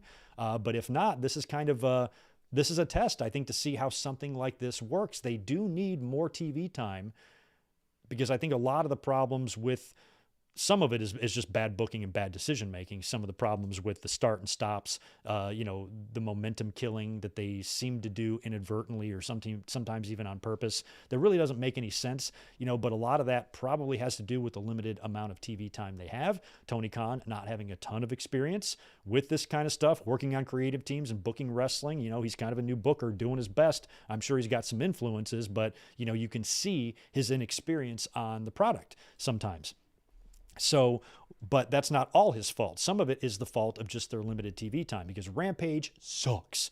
I like the show. It's great. The problem is it's in a shitty night of the week and a really shitty time slot, because the time slot always changes. You never know when it's on. Sometimes it's on late at night. Sometimes it's on early in the afternoon. I've seen it come on at 2 o'clock in the afternoon here in California. It was just on one day. I'm like, what the fuck is Rampage doing on? It's 2 o'clock in the afternoon. So you can never keep track of it. I haven't watched it in months. It's not that the matches are bad or anything like that. It's just a shit time slot. It needs to be revamped, rebranded, put on a different night of the week and a better spot. Put it on Thursday, put it on NXT's time slot, except on Thursdays or something. I don't know. Just get it the hell out of there and put it on a better day, and try to make something out of that show and try to make that better and improve it. But on Dynamite, that's your flagship show. That's where most of the eyeballs are. Having this extra show now come after it, we've been talking about needing more time to tell your stories. They already have kind of a lack. They have some stories.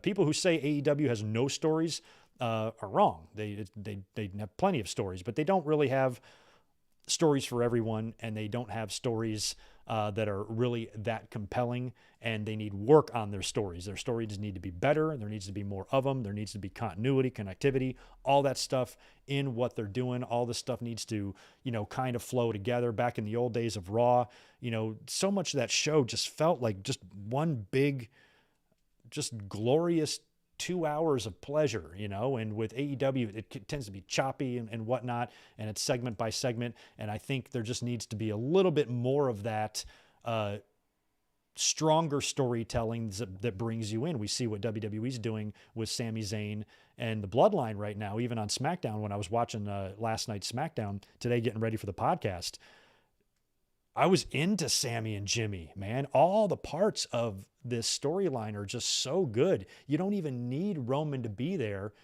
to need to see this segment. Like, that segment was crucial in the furthering of this story where, you know, Bray Wyatt, you don't know what the fuck's going on there. But with Sami Zayn and the Bloodline, every week you need to be paying attention to what they're saying, what their mannerisms are, their demeanors, the little subtle hints they're giving you of which way they might side. You know, Jey Uso was brilliant, you know, up in the stands last night watching. Sami Zayn was brilliant, laying it out to Jimmy why he should not put up with being abused by this asshole tribal chief. All that stuff is super compelling, and you have nothing in AEW that even comes close to that. So maybe with this All Access, you know, it's another way to tell stories. It's another way to feature some of your talent and to feature them in maybe unfamiliar roles that can maybe help fans connect with that talent in some way, because you never know what's going to work. You know, a lot of people are heaping praise on WWE for the Bloodline storyline, and they are doing a fantastic job with it. Don't get me wrong, but don't forget, how did that storyline come about? They fell ass backwards into it. Like, they fell, like most things in wrestling, most great things in wrestling happen completely by accident. Stone Cold Steve Austin was not supposed to get to that point. The Ringmaster was not supposed to be the biggest fucking star in the world ever, but it happened. Rocky Maivia, with that hair and that thing he wore and smiling and kissing the babies. There's not a movie star in the world that makes more money than him. How the hell did we get there? By accident. He just said, "Die, Rocky, die. That's the gratitude I get from you pieces of crap." And then he's off and running. Talk about your Psalms, talk about John 3:16, and he's off and running. DX.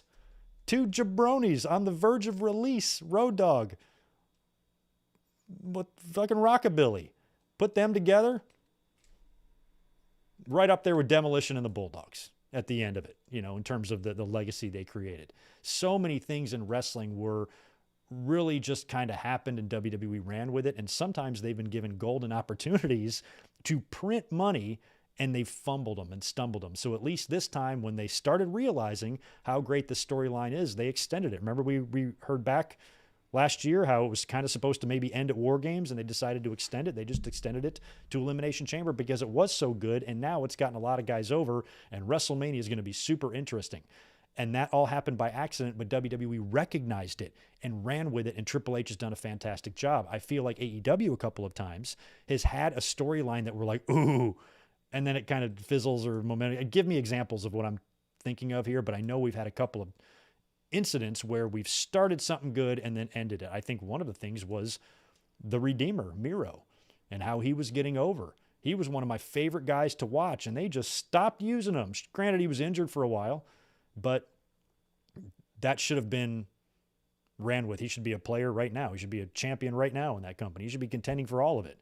And he's not even on TV. Wardlow, same thing. Dude was over like Rover. And then he just disappeared for a few months, and then when he came back, they cut his hair. So they need to do better with that. And if they can find something that can connect and get over to the level of an Austin or a Rock or a Sami Zayn Bloodline storyline, if they can find a story like that that can capture us, because it's not that they're incapable of it. You know, this could have easily happened to them. They could have easily just put some guys together and it just worked. And it just, you know, we've seen that a little bit. You know, JAS, you know, 2.0 has gotten over. You know, there have been a lot of guys that have kind of gotten over in that way, but not to the degree like we're seeing with Sami Zayn. So if they can find something that just captures the attention of everybody, you know, that's what they need to try to find a way to do. And some of the stories I think they should try harder with, allow to breathe, make a little bit more compelling than whatever the hell Ruby Soho is trying to do right now, deciding which side she wants to be on. That's all good, but it's not compelling. You know, I don't give a shit. If she's probably going to join Britt's stable, she's probably going to join Hayter or something. I don't know. She's going to make a decision there, but I don't really care what that decision is. You know, where Sami Zayn, I care about that. I want Sami to convince the Usos that Roman is not worth it. I want that final night of WrestleMania to be one of the Usos or both of them basically saying F off to Roman as Cody catches him with a crossroads and beats him for the title. And Roman lays there alone after maybe getting rattled, maybe starts abusing everybody, even Solo, or maybe Solo stays loyal. I don't know. But maybe his paranoia, the way he's treating his family, the way Sami's getting in the heads of the Usos, and maybe making them see the light, and then finally it all culminates on night 2, and the Usos have a decision to make. They're out there. They can help Roman win right now by double super kicking Cody, and instead they just leave the ring and walk away and walk backwards down the aisle as Roman's looking at him. What are you doing, man? As the referee recovers from his bump, as Cody's recovering, and as he's looking at the Usos and their betrayal, Cody catches him with a fucking running knee or something. Bam, crossroads, lifts him up, crossroads, picks him up again, crossroads. And you know what? Let's do 4. 4 crossroads onto Roman. 1, 2, 3, new WWE champion. And now Cody's got his titles. Roman has got all this stuff. The whole thing with the bloodline has now culminated. The Usos said, no, we're done with your abuse. Roman's lost his belts. That opens up a whole new scenario and possibilities for storylines and stuff. And WWE can run with this for the foreseeable future, and AEW doesn't have one of those. So hopefully, the whole point of this was talking about All Access. Hopefully, this show can help generate or spark issues, stories, or potential future matches that we can really get behind and be into. Speaking of matches, incidentally, Adam Cole did mention that he will be returning to the ring on that Dynamite, the night that they debut All Access. He'll be returning to the ring that night. So he's back, and that's really good news as well. Happy Adam Cole is going to be back. And another positive that you can take away from this, I know a lot of fans were underwhelmed by the announcement, and then, of course, the haters, I already gave them shit earlier. I couldn't believe it was so funny. I'm like, oh yeah, of course. Of course you think this is a bad thing for AEW. So many people putting down the announcement, saying it was dumb. WWE, and then somehow compared it to WWE and viewed it as a bad thing. I'm like, this means that the network that they're on, Warner Brothers Discovery, wants to do more with them, wants more content from them, wants to do more business with them. This is what you view as a bad thing. These are the same people that think AEW is going to be canceled next year. I saw somebody put a poll up asking how many more years AEW is going to be around. I'm like, this is what you people take it to. Your hate has gotten so crazy that you think this company is going to shut down. When in fact, it's the opposite. They're happy with the numbers. They want to do more. They've asked for more content. AEW's giving it to them. When AEW's TV rights come up for renewal and renegotiation, they will get another deal. They're going to get another deal. So get used to them. They're not going anywhere, at least anytime soon. So that's all good, and hopefully it can lead to good things. You have to want good things for the company. You don't want to hope bad for them, because the issues that I see with AEW, I want to get better. Just like back when we were all bitching about WWE for the past God knows how many years. I never once was happy to come up here and review a shitty Raw. I hated it. I wanted things to get better. Now they are, and I'm happy. So now, WWE, at least I know the sale is still looming, and we have no idea what's going to happen there, but at least creatively, I'm somewhat satisfied with what they're doing. So let's focus on AEW. What can they do to get better? Because they got a lot of good things going. They're doing a lot of things right, but at the end of the day, they're missing something, and I think they're missing more than just CM Punk. CM Punk coming back would be great. A lot of chatter about that, of course. Some fans feel like he will be back this year. If he is, great, but I don't know if he's going to necessarily save the day. He's going to have an uptick in the ratings, sure, but how much high, when he was featured and he was there, I mean, how much higher were the ratings? I mean, a little bit, couple 100,000 maybe. They might be more consistently near 1 million with him. But again, he's not going to be, the ultimate game-changing lifesaver, although there is great potential with the CM Punk and Elite story, and how I talked about Sami Zayn and the Bloodline. You can give us something that compelling or that interesting with those guys, considering all the real-life factors there. Maybe that's something worth trying, but I guess we'll find that out this year. So that's the announcement with AEW. I think it's good for them. I'll wait and judge the show before I chalk it up to some just bullshit extra hour of filler. I don't think that's what it is at all. I actually think there's going to be some good stuff on here. And we've seen sometimes the most interesting things in wrestling are the glimpses we get backstage. So this might give us a lot of glimpses backstage and might be kind of cool. I mean, WWE's done shows like this too. It's not like it's that rare. So shitting on it or seeing in this in a negative light to me seems pointless. Why don't you at least see what it looks like first? Maybe the first show was great, but you can also look at Rampage. The first show of Rampage was fucking great. They had some good matches on those early Rampages, and it went to shit. So hopefully All Access will not. I don't actually know. Is this just for the month of March, or this is permanently? Adam Cole was making it sound like maybe it was just for March. So maybe TNT is going to see what the numbers do. And if it does well, it continues. Or maybe this is a permanent thing every week. But either way, we're going to be getting 3 hours of AEW now on Wednesdays, which will be cool when we're here to do watch-alongs for that. So good for them. Good news on WWE's end, too. Real good news. Money in the Bank. That, of course, is emanating from London this year. Back in the UK for actual real pay-per-view, not just a UK-only pay-per-view for the first time in God knows how long, is awesome. And it's sold out in 1 minute, less than 1 minute, something like that. So that's just going to be there at the O2 Arena. That's going to be a ridiculous atmosphere. That crowd. I can't wait for that pay-per-view. And I pitched last month. I think I even pitched, maybe not before the Royal Rumble, shortly after the Royal Rumble, I think I pitched Cody Rhodes and Sami Zayn at Money in the Bank. I think that would be so great. Two beloved guys, a jacked house that is definitely going to be passionate, definitely going to be vocal, and I think the chants, the singing, the support, I feel like Sammy might be the fan favorite there, but maybe not. I think it would just be a really fun atmosphere. And if you tie in a cash-in, like if that's your main event and the men's match has already happened and you tie in a Money in the Bank cash into that somehow, oh my God, that would be great. But good for WWE selling out Money in the Bank that fast. I cannot wait for that show because like we saw in Montreal at the Elimination Chamber, it was nuts. Absolutely electric. So definitely looking forward to that. Like I said earlier, we talked about WWE's A&E biographies and Rivals season. It's new season kicking off. I think they're on season 3 now.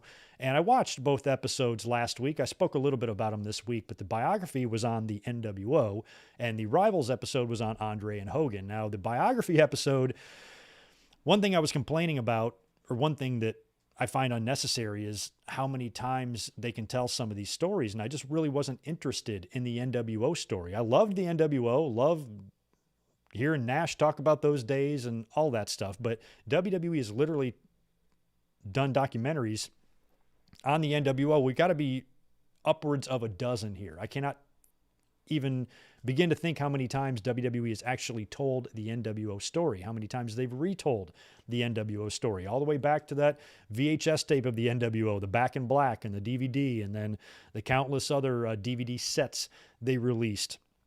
The Hogan bios, the Nash bios, the Scott Hall bios, the Eric Bischoff bios, detailing the NWO, countless 24 docs and WWE Network pieces and YouTube videos, and it's been done to death. The NWO story has been told backwards and forwards 10,000 times, and to retell it again just seemed a little bit pointless. But WWE A&E is a big platform.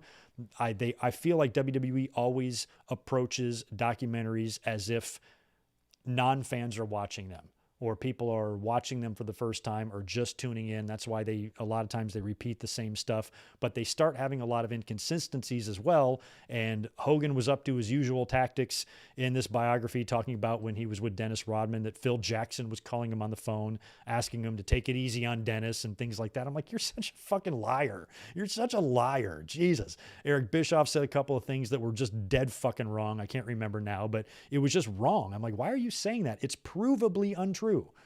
It's not even an opinion. It's provably untrue. You are lying straight to the camera and we can prove it. So why are you doing it?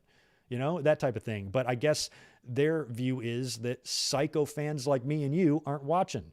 People who actually know the little tiny details. The average viewer, isn't going to know a tiny little detail about a backstage story in 1996, where some of us might.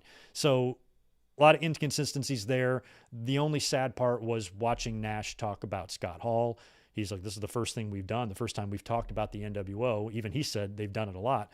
It's the first interview he's done since Scott Hall, because every time they have done one of these stories, Scott Hall's been a part of it, and he wasn't a part of this one, and that was very sad. But at the end of the day, it was a great documentary, but it's just one that we've seen like 6,000 times, and you could miss it. You don't need to see it.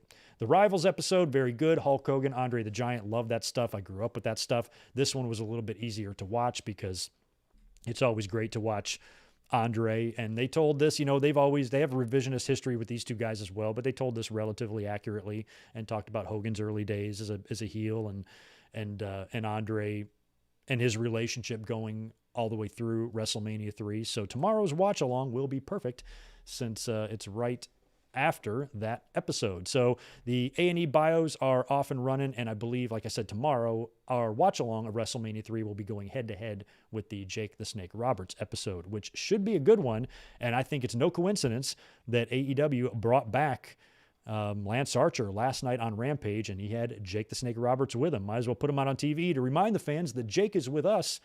That way, if you're watching Jake's WWE show, they just want to remind us that he belongs to them, I guess. But that was pretty funny and a little bit transparent. But Greg, Phil Jackson called Hogan. I know. My God, that dude's such a liar.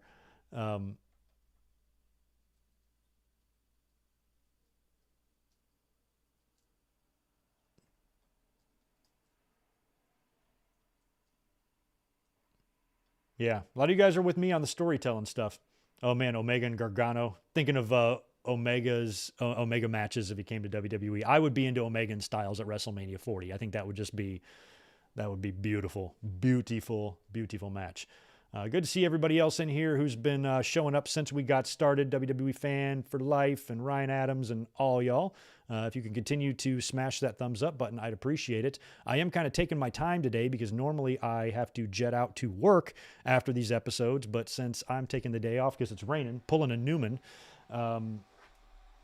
I figured I could just kind of chill with you guys and we could casually get through a lot of this stuff. So that is the end of the news portion. We are now an hour and a half into this podcast, and I'm just wrapping up the news, but I want to backtrack a little bit and talk a little bit about Raw, just a couple of things, and preview this week. Talk a little bit about last night's SmackDown, not a lot, just a couple things, and a couple of Dynamite news and notes, and we'll run through those Mania and Revolution cards, and then I will get out of here. So probably another 30 minutes or so. Hopefully you guys aren't too bored and can hang out. Let's talk about Raw this past week. 2 million. They pulled in the ratings this week, just over 2 million, so they continue to roll. SmackDown's doing really good numbers as well, so good stuff there. No football to contend with. WrestleMania time. Numbers are up. Storylines are fun. Matches are good. And WrestleMania card is looking pretty good as well. John Cena is set for March 6th. I mistakenly thought he was going to be on the show last Monday. I saw WWE put up the graphic for John Cena on social media, and I'm like, oh, cool. He must be on Raw to start whatever he's going to do with Theory. And I didn't even see that there was a March 6th written in the corner and in the post because I am blind. So that kind of took the edge off a little bit, but we still had a good watch along for Raw this past week. I loved the Cody Rhodes promo. And remember, Raw was in Ottawa. Ottawa loved Cody. And we've been seeing a lot of those reports and seeing a lot of the chatter about Cody Rhodes and Sami Zayn. There was some report that came out, I think from Meltzer, that said WWE is concerned about the popularity of Sami Zayn, and they're worried about how it could affect Cody Rhodes going into WrestleMania. Now, I believe that's been a concern of everyone right from the word go, but any concern I had was eased at Elimination Chamber. I know a lot of people weren't happy with Elimination Chamber. A lot of people felt Sami should have won. I completely respect your opinion there because I would have loved that moment for him. But I'm okay with how they did it. Like, it satisfied me. It doesn't mean that everybody should be satisfied. And wrestling fans got to remember that. Just because what you don't like doesn't mean everybody doesn't like it. And just what you don't like isn't the wrong way. You know what I mean? It's just subjective. Whatever you want is fine. So I was personally okay with Sami falling short because of the stories he could still tell and the moment he can still have at WrestleMania without having to derail already made plans with Cody and Roman Reigns. So I was okay with how they put all that together. I was satisfied. Some people were not. Some people were angry about Sami losing, thought he should have won, thought WWE made his mistake, whatever. I get it. That's fine, right? But I still don't think the people who are upset about Sami losing are going to necessarily take out their anger on Cody Rhodes. Maybe some will, because wrestling, has assholes in it. Every form of entertainment and sports does. So you're going to get those people. But I don't think it's nearly the level of what the Yes movement went through with Daniel Bryan and the fans turning on Batista. Cody is not Batista. And it's not the same situation at all. And Sami Zayn is still, can still be featured. He can still have a big match at Mania. He still has a lot of story to tell. He is still involved in the top storyline in the company. He's involved in that top storyline. He's still involved with the bloodline and will be involved with them all the way until WrestleMania. Sure, he's not champion right now, but he's going to be involved with them all the way through and will probably get a title shot anyway on the other side of it. If WWE wanted, they could add him into Cody and Roman as a triple threat, but I don't even think that's necessary, to be honest. I don't think WWE has a dilemma between these two, and that's what a lot of reports were suggesting this week, that WWE is worried and whatnot, and they might be finding themselves in a situation of having to choose. I don't think they need to choose. I think the choice is already made. You go with Cody. Why? Because Cody is doing great. For some reason, this guy has completely changed me when I watch his promos. I could not stand his promos in AEW. I don't know what they were. There was something just off about him, this self-indulgent dude that just wasn't interesting to me. But it's like the complete opposite now. He's in WWE. I don't know why this environment, an environment that on the surface I thought would actually be worse for him than AEW, and it turns out just to be the greatest thing ever. And he makes me believe. I listen to what he says. And when he had that promo with Heyman a couple of weeks ago, when he talked about Dusty and how Heyman gave him a job in ECW and how good that was, then they followed it up with that great promo segment with Sami Zayn where Cody told him to finish his story. And then this past week on Raw, Heyman is on the screen, and it was so small and so subtle, but I just loved when Cody turned to the camera and he goes, "Roman, do not send this man again." And there was just something about that commanding of respect. Enough of this bullshit. Stop being a pussy and meet me face to face. It's time. Enough of this guy. Don't send the walrus. You come talk to me. And he's sick of it. And I'm seeing a confidence in Cody, a fearlessness in him that makes me want to see him beat Roman Reigns for the title. So in my mind, and by the way, for those who want Roman to beat Cody, I'm cool with that too. But he's making me actually want to see him dethrone Roman. Plus, when you tie into everything going on with Roman right now, his empire is crumbling. He's got cracks in the armor, uncertainty with Jay, potentially uncertainty with more members of the bloodline if things continue to go south, which might increase his paranoia, increase his abuse on his family, only further weakening the foundation. And it can all come collapsing down at WrestleMania when he loses the title. Cody doesn't even have to necessarily beat him clean. He can have a distracted, disheveled Roman with a family who's not supporting him or turns on him or something like that, and he can eat a crossroads and lose. And I think all of that would be fantastic. And I want to see a situation like that. I'm not frightened by the main event. I'm interested in Cody and Roman Reigns, where I was not interested in Batista and Randy Orton or whatever the hell they were going to do at WrestleMania 30. This is also interesting. Yes, it would have been great if Sami had the moment in Montreal, the moment that would have created. You would have had to derail your plans to do it, but it's still, a lot of fans thought it would be worth it. Some fans pitched that you should have Sami just win the title just to give the fans that moment and then have Roman win them back.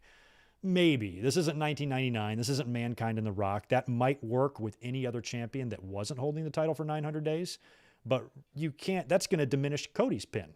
You are going to be sabotaging Cody, because then if Cody beats Roman, it's not going to be the same. And some fans argue Sami should get that right to beat Roman over Cody. I understand that too. You got a heck of a point. Sami's been there. Cody has not. Cody came in, worked 3 months, got injured, has been gone all year.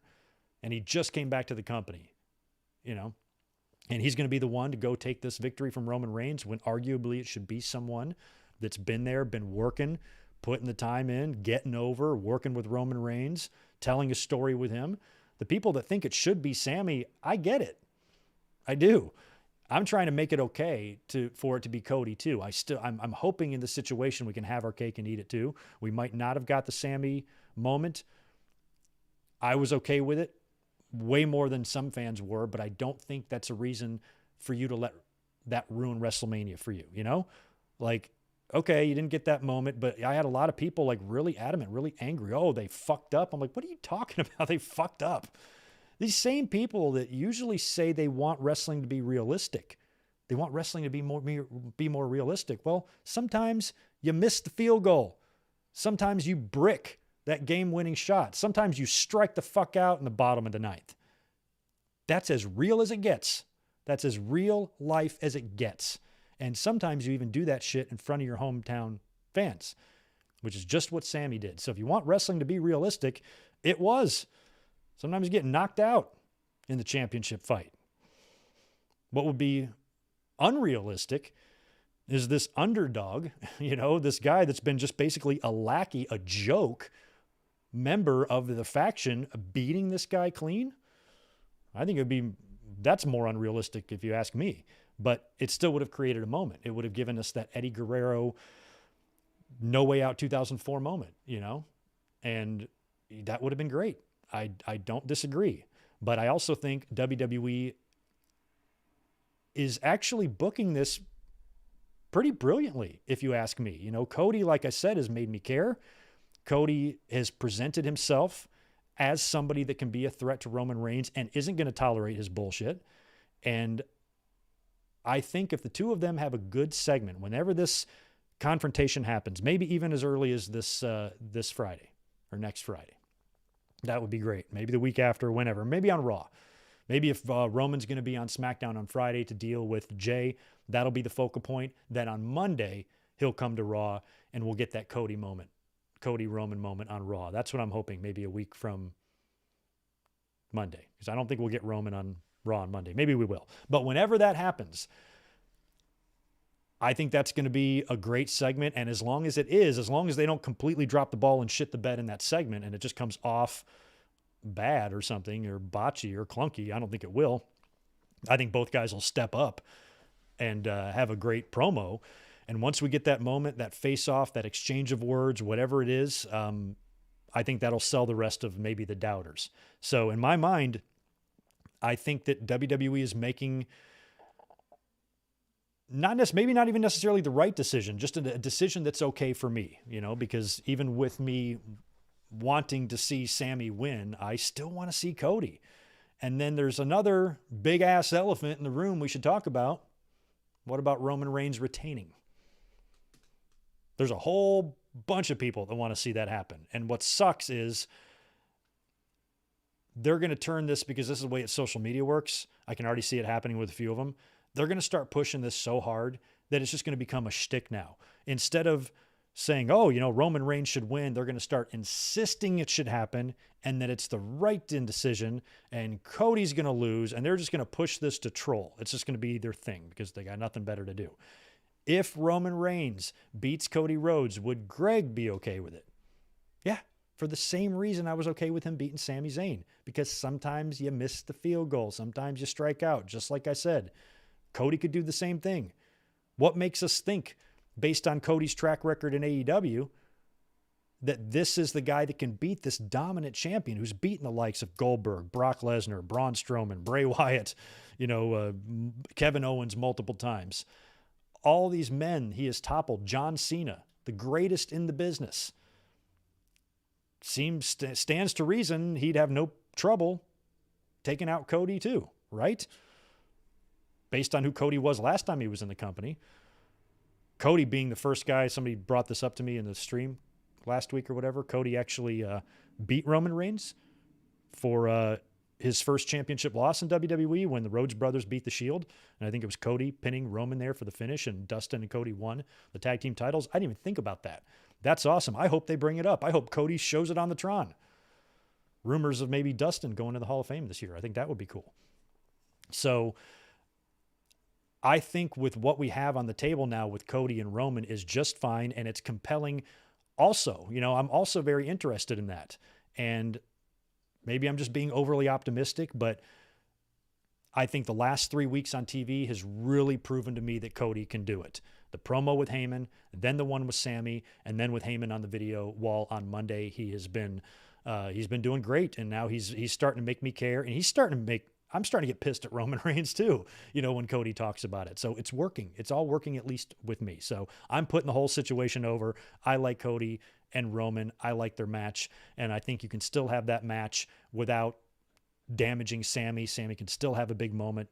If they do intend to get to the Usos versus Sami and Owens at WrestleMania, I feel like they still got a long way to go. And they got a lot to do in the next month to get to that point. But if we do get that will create quite the moment for both of them. We talked all about the Brock and Omos stuff earlier, so we won't talk about that. The Becky Lynch and Lita teaming seemed to be kind of on the fly. They were on Ding Dong Hello, wound up challenging Damage Control to a tag team title match. That match is now set for Monday, but apparently Trish Stratus was supposed to be a part of this as well. And creative plans changed. Nothing is wrong with her in WWE. Fightful Select dropped a post about this and mentioned that it was just a change of creative plans. I guess they still have planned to use her, and they do have something big planned for her. So it sounds like she could be a part of WrestleMania as well, and maybe something might be in the works there. Maybe we even see her on this Monday's Raw. We'll have to see. But Becky and Lita winning the tag team titles, I don't know. I feel like they could easily beat these two. I thought we were going to get Becky and Bayley at WrestleMania, but now we might get Lita and Bayley. I don't know if they'll win the tag titles or not. Maybe it might be cool for Becky and Lita to be the tag team champions, and then maybe Trish comes back and brings a partner and we get a Trish and Lita match at WrestleMania. I don't know. I have no idea what they're going to do. I haven't been able to really look at it hard enough to be able to sniff out what their intentions are here. But Trish coming back into the fold will be cool, especially if she does have a match at WrestleMania. Raw's main event saw Theory defeating Edge in the U.S. title match. Finn Balor cost Edge the victory in that. Very predictable, and hopefully now we will get an Edge and Balor match at WrestleMania, some sort of stipulation, or maybe even Finn Balor as the Demon, because there have been some rumblings that WWE does intend to bring back the Demon and to give him a massive push. WrestleMania would be a good place to do it, and as I predicted last month, I said when Edge and Balor have their blow-off, I think Balor should win, especially if Edge has retirement aspirations in the next year or so. So that's what I think will be happening there.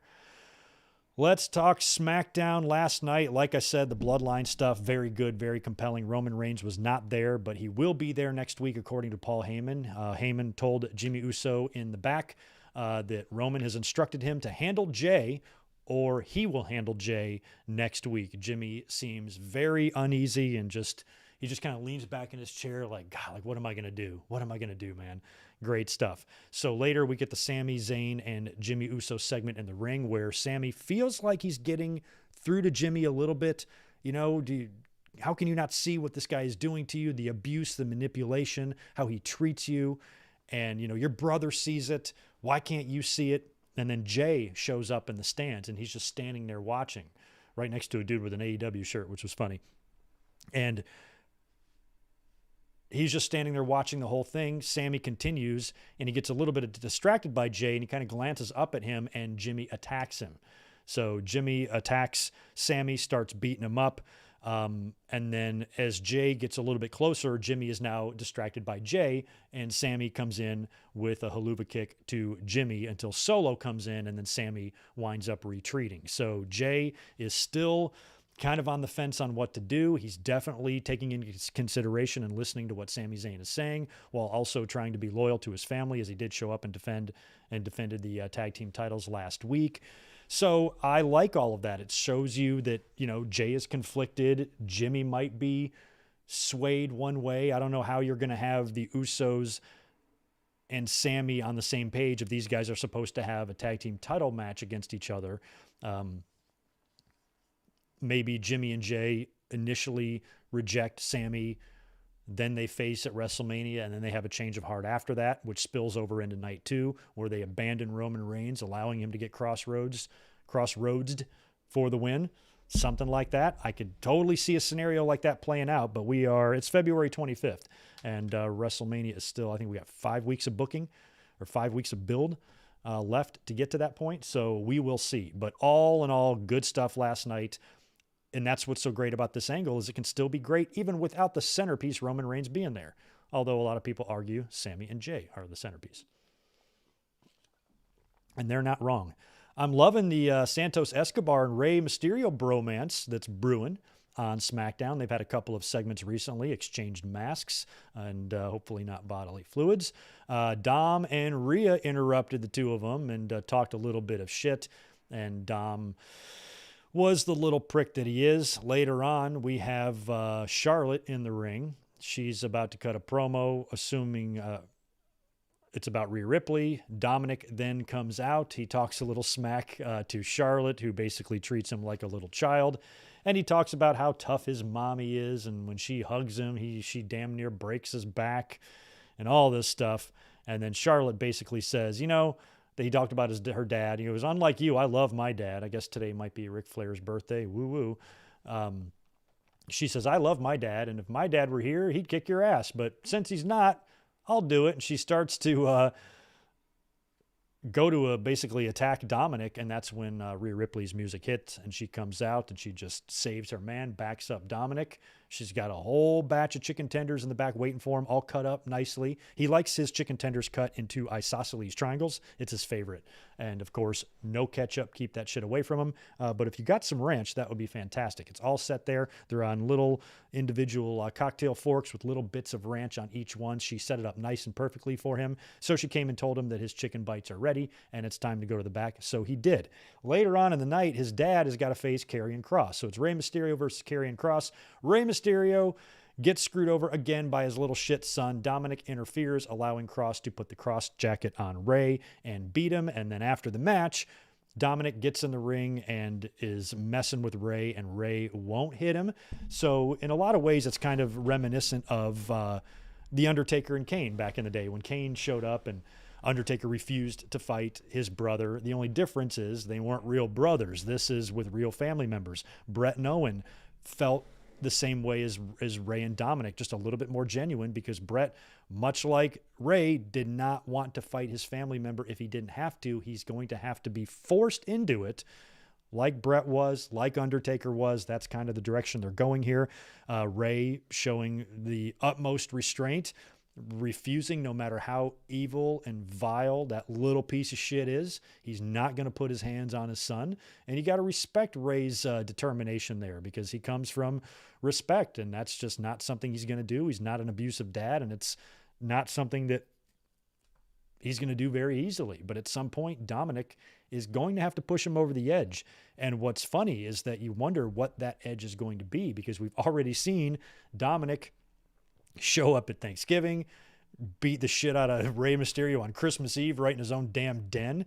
He interrupted Valentine's Day. This guy, he can't be any worse. So what is he going to have to do that's going to convince Rey Mysterio? How gnarly is it going to get? How far is he going to go? Is he going to slap his mom or something? Because at this point, Rey should have already wanted to take his boy to the woodshed. You know what I mean? This should have already happened. Any father would have already reached his limit with his little asshole. So at what point is Rey going to reach that limit? Or, because it's not like they're not going to pay this off. We're going to get Rey and Dominic at WrestleMania. Could you imagine if we didn't and they just made up and won the tag team titles instead? No way. These two guys have got to fight. They got to fight. So I'm curious what the tipping point's going to be. What segment and on what show? Probably SmackDown, I guess. Does Dominic finally get Rey to agree to the match? And at this point, I think WWE needs to realize they do have a moment ready here to be made. And when Rey finally does agree to this, don't do it backstage with Kayla Braxton. You know what I mean? Where Dominic shows up and slaps him, and then Rey says, fine, you want a match, I'll give it to you. No, do something in the ring or something crazy where a very angry, frustrated, and just fed up Rey gets on the mic. He goes, you want it, you got it, and just says something in Spanish, and and that's the end of it. Very emotional, very intense type of thing. That's the type of segment I think we need with this. So eventually Rey's going to have to get there. It could be 2 to 4 more weeks away. Maybe it's the week before Mania. Maybe Ray really does wait until the last minute, until there's nothing left in the hourglass, and it's the go home SmackDown, and he's like, fine. But no, I kind of think maybe he should do it a little earlier. But if he did do it on the final week, that would put Ray and Dominic at WrestleMania without Ray really ever touching Dominic, because when he agrees to the match, it doesn't have to be a physical altercation. He could just get beat up, or Dominic could do something else fucked up, and whatever that does, it infuriates Ray, and he finally agrees to the match. And the first time he's ever physical with his son at all happens at WrestleMania. So it might be best to prolong that inevitable decision as long as possible. So we'll see. Good stuff, though, from Dominic. I'm loving Dominic. He is funny. He's great. Help me out. Are we going to get Drew McIntyre and Gunther at WrestleMania? Is that what we're doing? Imperium had a match against Madcap Moss, Ricochet, and Strowman.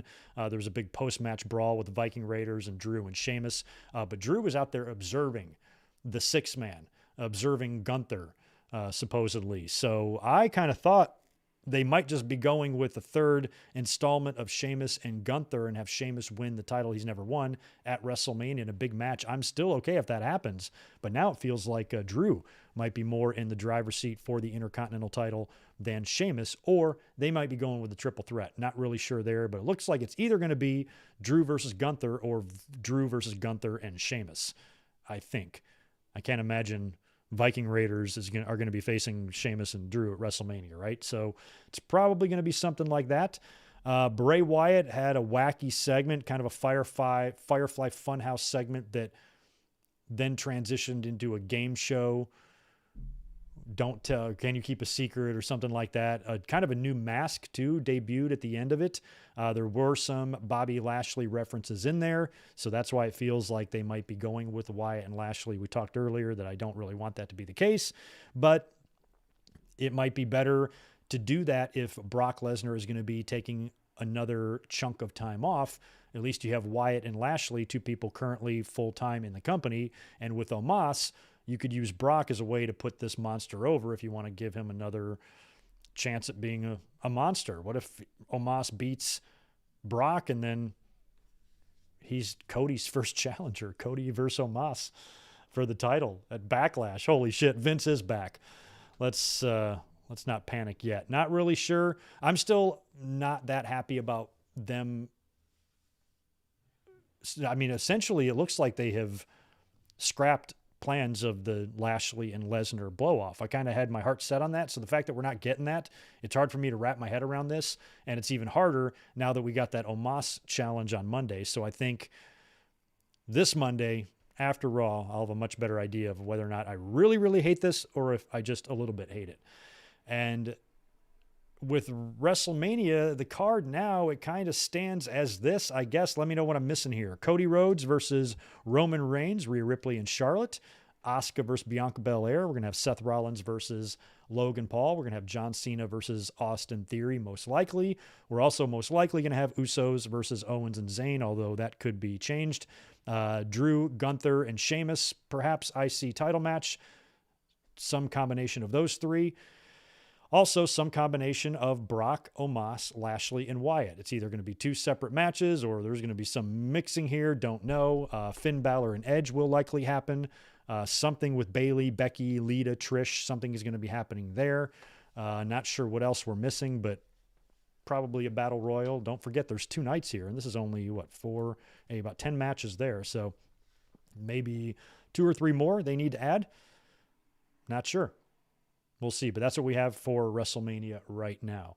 Let me see if there are any other chats I need to answer. There are a couple, and I want to thank everybody. I'll be reading some more of these comments here once we're done with all of this here, but we're going on 2 hours on this podcast, so we need to be wrapping things up pretty soon.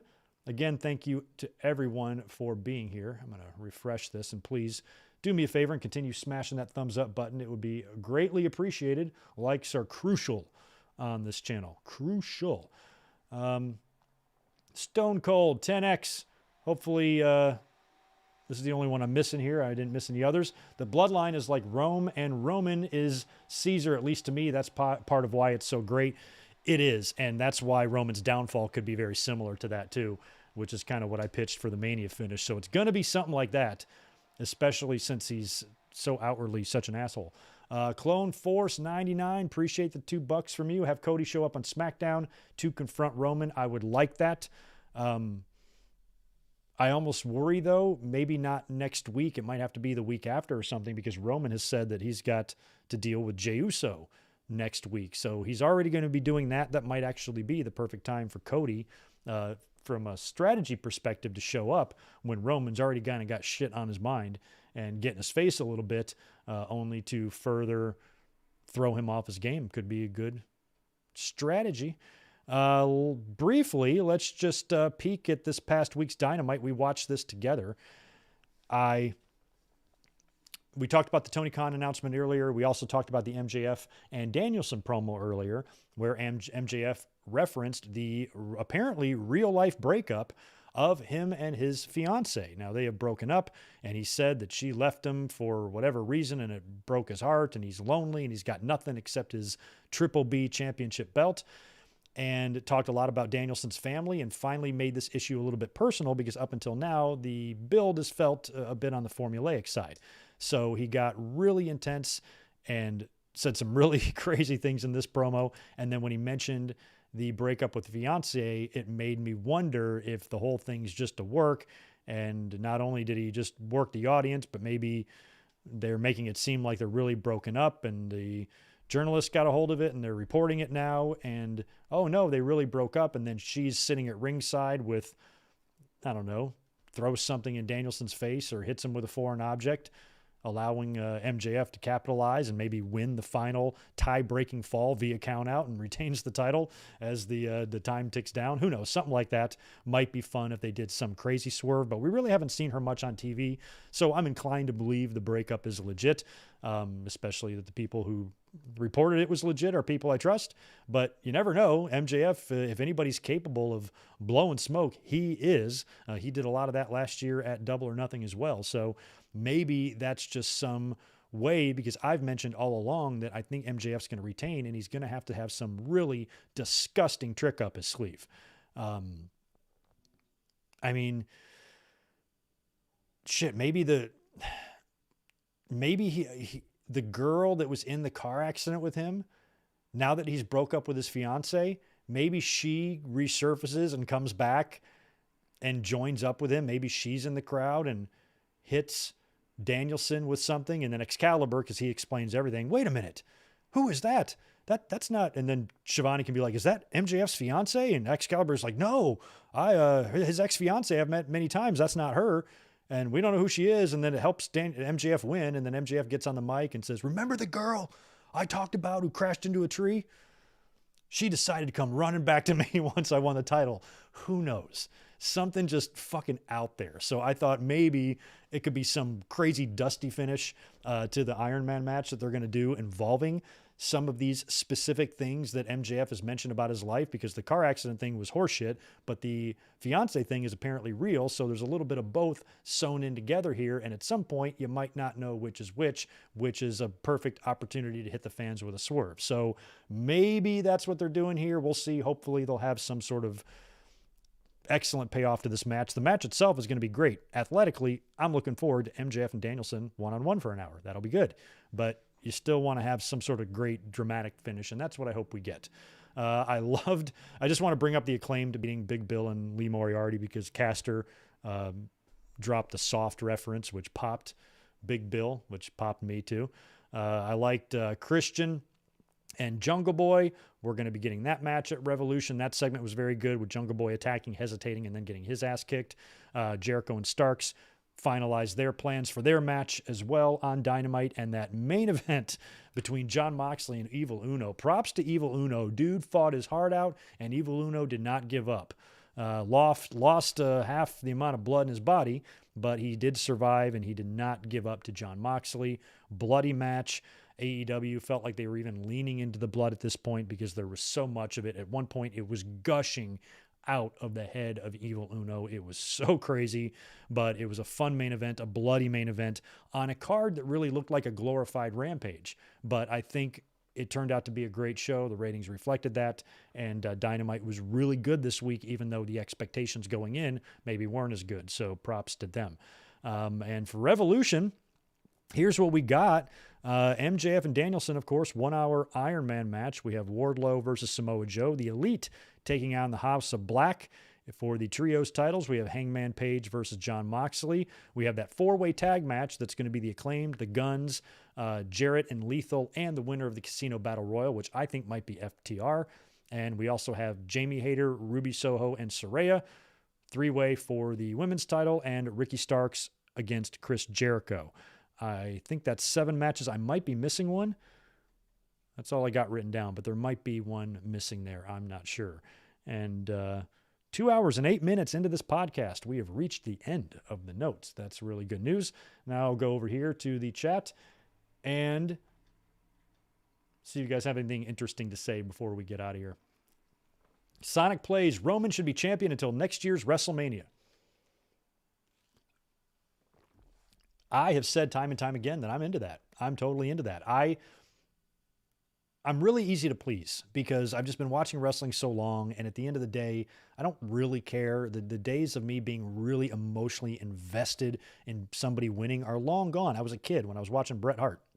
So these days, I watch wrestling because I enjoy wrestling. I enjoy good matches, good storytelling.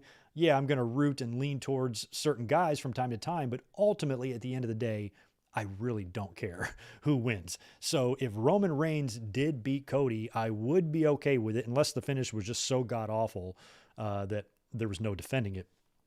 If Roman did win and continue his run, I've said time and time again that I love that I have patience and the rest of the wrestling world does not. They cannot stand long title runs. They can't do it. It's not in them. It's not code written into their DNA. They freak out. No long-term attention span at all. So you can't have long champions these days because fans grow impatient and they just can't sit still at all. They just have new champion. It's just crazy. I don't understand the mentality. So they just can't do it. So, but I can. I like long title runs because I just think that really can help make a title really important. And granted, it's 2 different time periods. Back in the day, I didn't have any problem with long title runs. Hogan held the belt for like 4 years, man. And then before then, it was like Bruno 8 and Pedro 4 and Graham had it for a couple. Long runs. So then in modern times, it got a lot quicker and title changes became frequent starting in like 1991. Titles started changing hands a lot quickly over and over, but we haven't seen a long run in quite some time. We haven't seen anybody even approach the record of Hogan or anybody else before him, Backlund, Bruno, even Pedro. Nobody's even approached those records yet. Roman might have beaten Pedro's. I can't remember. But nobody's even, no, I don't think he has. Nobody's approached those records yet, and nobody likely will. Even for Roman to get into Hogan territory, he still has to hold the title for another 1.5 years or something like that, or 2 years, whatever it is. It's crazy. So it's a long time, and I just don't see how the WWE can possibly sustain that. But if you kept him running, and he did retain at WrestleMania, where would be the best time for him to drop it? WrestleMania 40 probably, right? So a whole nother year of Roman? I don't know, man. Even though I like and defend long title runs and I have the patience for things that other fans don't, even I am not sure if that's what wrestling needs, I think you got a great moment waiting there for somebody to beat him. And, if not Cody, who? Sami perhaps, but Sami had his shot.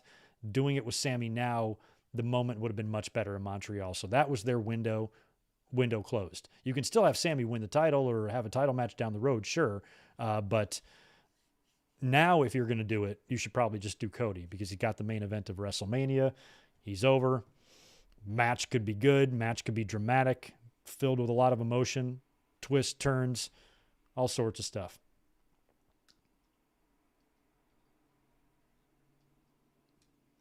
Yeah, maybe we get another Randy Orton and John Cena match. Hopefully Randy Orton can come back. Not sure if they're going to have Riddle back either for WrestleMania, if they're just going to make Riddle sit out and bring him back after WrestleMania. The night after WrestleMania would be a perfect place for Riddle to return. Maybe they're going to keep him off, not sure.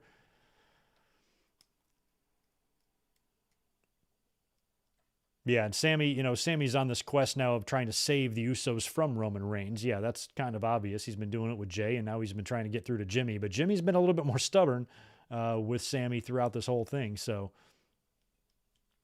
Gunther from Friends versus Gunther. I think Gunther from Friends passed away, didn't he? I remember reading that. Drew is a terrific babyface. I really do like Drew McIntyre, the store greeter says. And McIntyre against Gunther is a great match for the Intercontinental title. I don't know why it doesn't sound that great to me. I think maybe I had other ideas for Gunther. I never really thought Brock Lesnar was realistic. A lot of people wanted to see Gunther and Brock. That would be good, don't get me wrong, and I love they teased it at the Rumble, but I don't know if that's even a match you need to do right now. You can always do that down the line. There's no rush there. So Drew and Gunther is going to be good. I think Drew and Gunther on paper is fantastic. So I don't know why my brain is like half rejecting it, but I think I just kind of thought that Sheamus winning the title would be great, but I almost think that maybe Gunther and Drew McIntyre might be a better match. I think, even though Sheamus and Gunther were terrific. I don't know. Gunther's the man, though. And hell, man, if you do that match for the IC, is Drew the guy that's going to beat Gunther first? Or is Gunther going to beat him and retain? Is Gunther and Roman both going to walk out of WrestleMania as champion? Ben, you could have CM Punk returning to help MJF. What a swerve that would be, because Punk and Danielson are boys. And if Punk did show up in some sort of a Danielson match, you would assume that he's there to help Danielson. And if he turns on him, the heat. But I don't know. I think if Punk returned, fans are going to be shitting their pants, cheering. Thank you, Brian Watts. Good to see you. Good to see Max Pokebra in the house as well. Anybody else that I have missed? The Juliet, 3-month member. You forgot about the amazing segment with Sammy KO. That one was good too. Yes, on Raw. You're right. I should have mentioned that as well. Sammy and Kevin Owens had their deal. Kevin Owens is not ready to kiss and make up with Sami Zayn yet. That kind of explained why he came out at the end, because you saw a lot of fans bitching about that at the Elimination Chamber. Why didn't Kevin Owens come out? Because Sami Zayn wasn't going to win. And so if he came out early, it would just piss the fans even more off if Sami wound up losing. But KO explained it in kayfabe that he came out because, not for Sami, but he did it for his family, because his family had to watch him get annihilated at the Royal Rumble while you just stood there. So it sounds like Kevin Owens is not grateful to Sami Zayn for stepping in the way, because it took him long enough to fucking do it. And he still got annihilated anyway. So he's not really that grateful for what Sami did at the Rumble. And he helped him out just so Sami's family, who was in the front row, didn't have to watch what happened to him happen to Sami. And that's why he came out. But he said, I told you a while back I was done with you, and I mean it. So he's like, see ya, peace. So we got a long way to go to get these guys back on the same page, unless they go into this tag team championship match with Owens still a little bit reluctant. Maybe now he's doing it, but he's like, I told you, I don't trust you. I'm only doing this because I want to end the bloodline. It'll probably be something like that. I'm only doing this because the bloodline needs to be stopped. But once this is over, me and you are done. But then they wind up winning the tag team titles together. And then maybe at WrestleMania, that's actually how you do it. You have Kevin Owens still a little bit reluctant, but then when they win the titles and they win them at WrestleMania, and maybe Sami even does things in the match to redeem himself, saving Kevin Owens from something or whatever.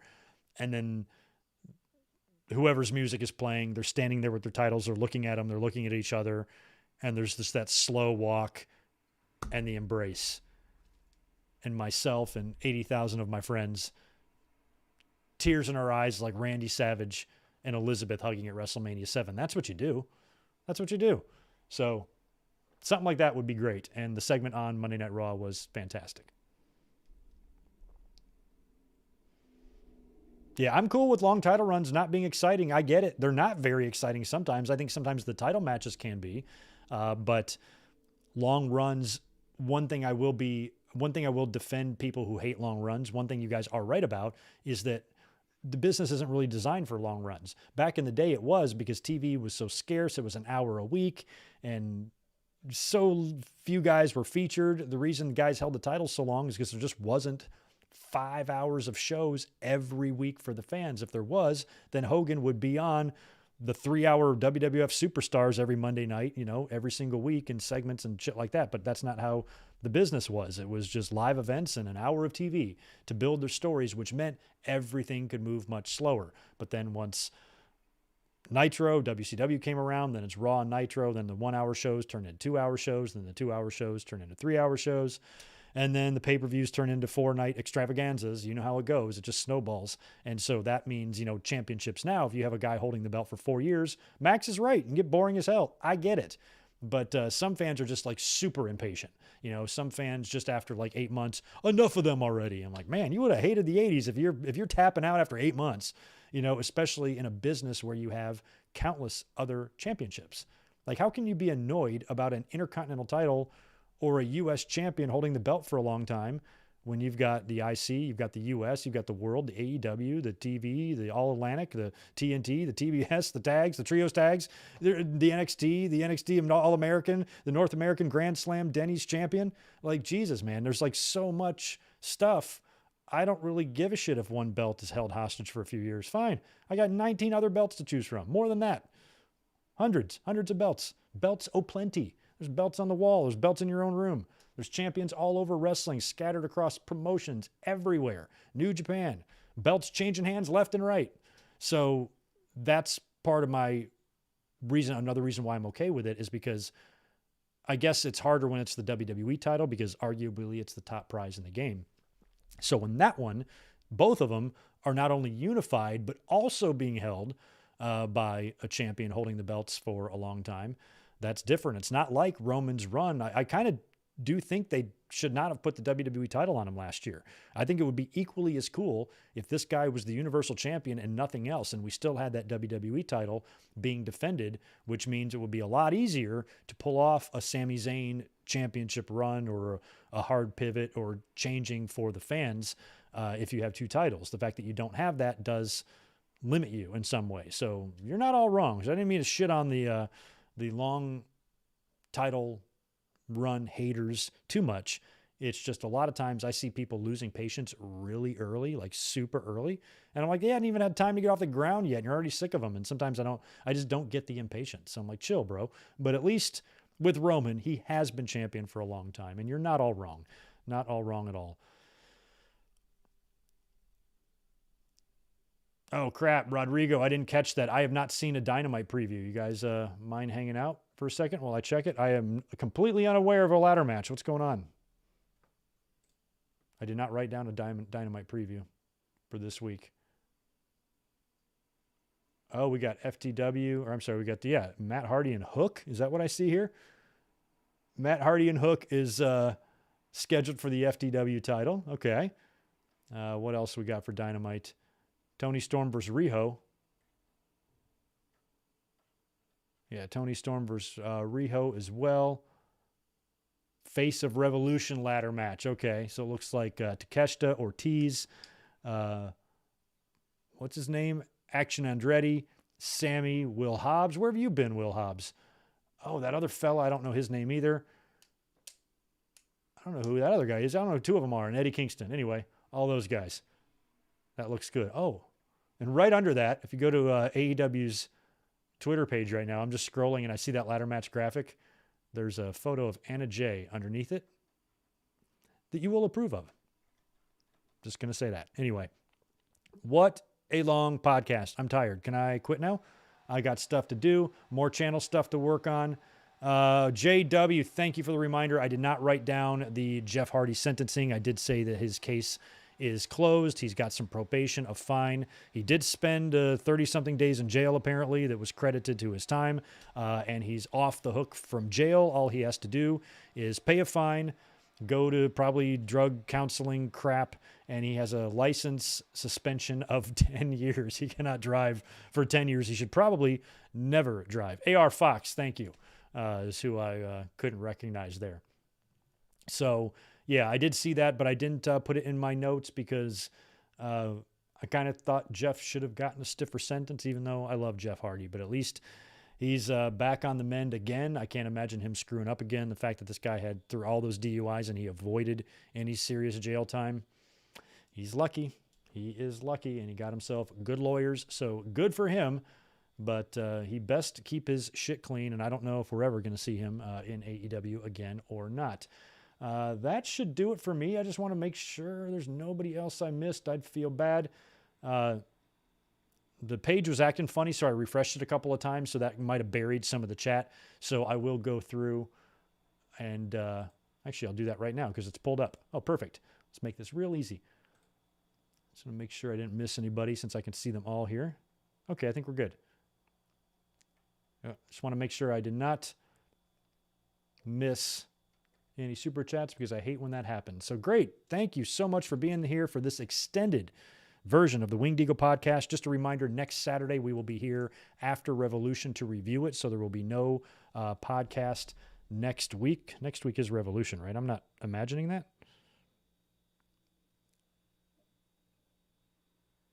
Yeah, it's March 4th. Okay, yeah. Is it March 4th or March 5th? When the hell is Revolution? Here it is. It's Sunday, March 5th. Okay. Holy crap. This whole time I thought Revolution was Saturday. Okay. All right. So I guess we will be here for the Winged Eagle podcast next week, and we'll be doing Revolution predictions on that show as well, most likely. Okay. Yeah. I completely had my crap mixed up. So cool. Anyway, we will be here for the Winged Eagle next week. It might be a little bit of a different looking Winged Eagle depending on how much more of the channel stuff I get done this week, but a lot of changes in the works, new equipment, new merch, new everything. So make sure you stay tuned, make sure you stay subscribed, and I want to thank all of you for being here this afternoon. It was a blast. Don't forget to catch us tomorrow night. We will be live at 8 o'clock Eastern, 5 Pacific to do a watch-along of WrestleMania 3. Link is currently in the description below and on the top of the YouTube page on the latest content. So join us tomorrow night, and we will talk about that. It's going to be fun. Have a great rest of your Saturday.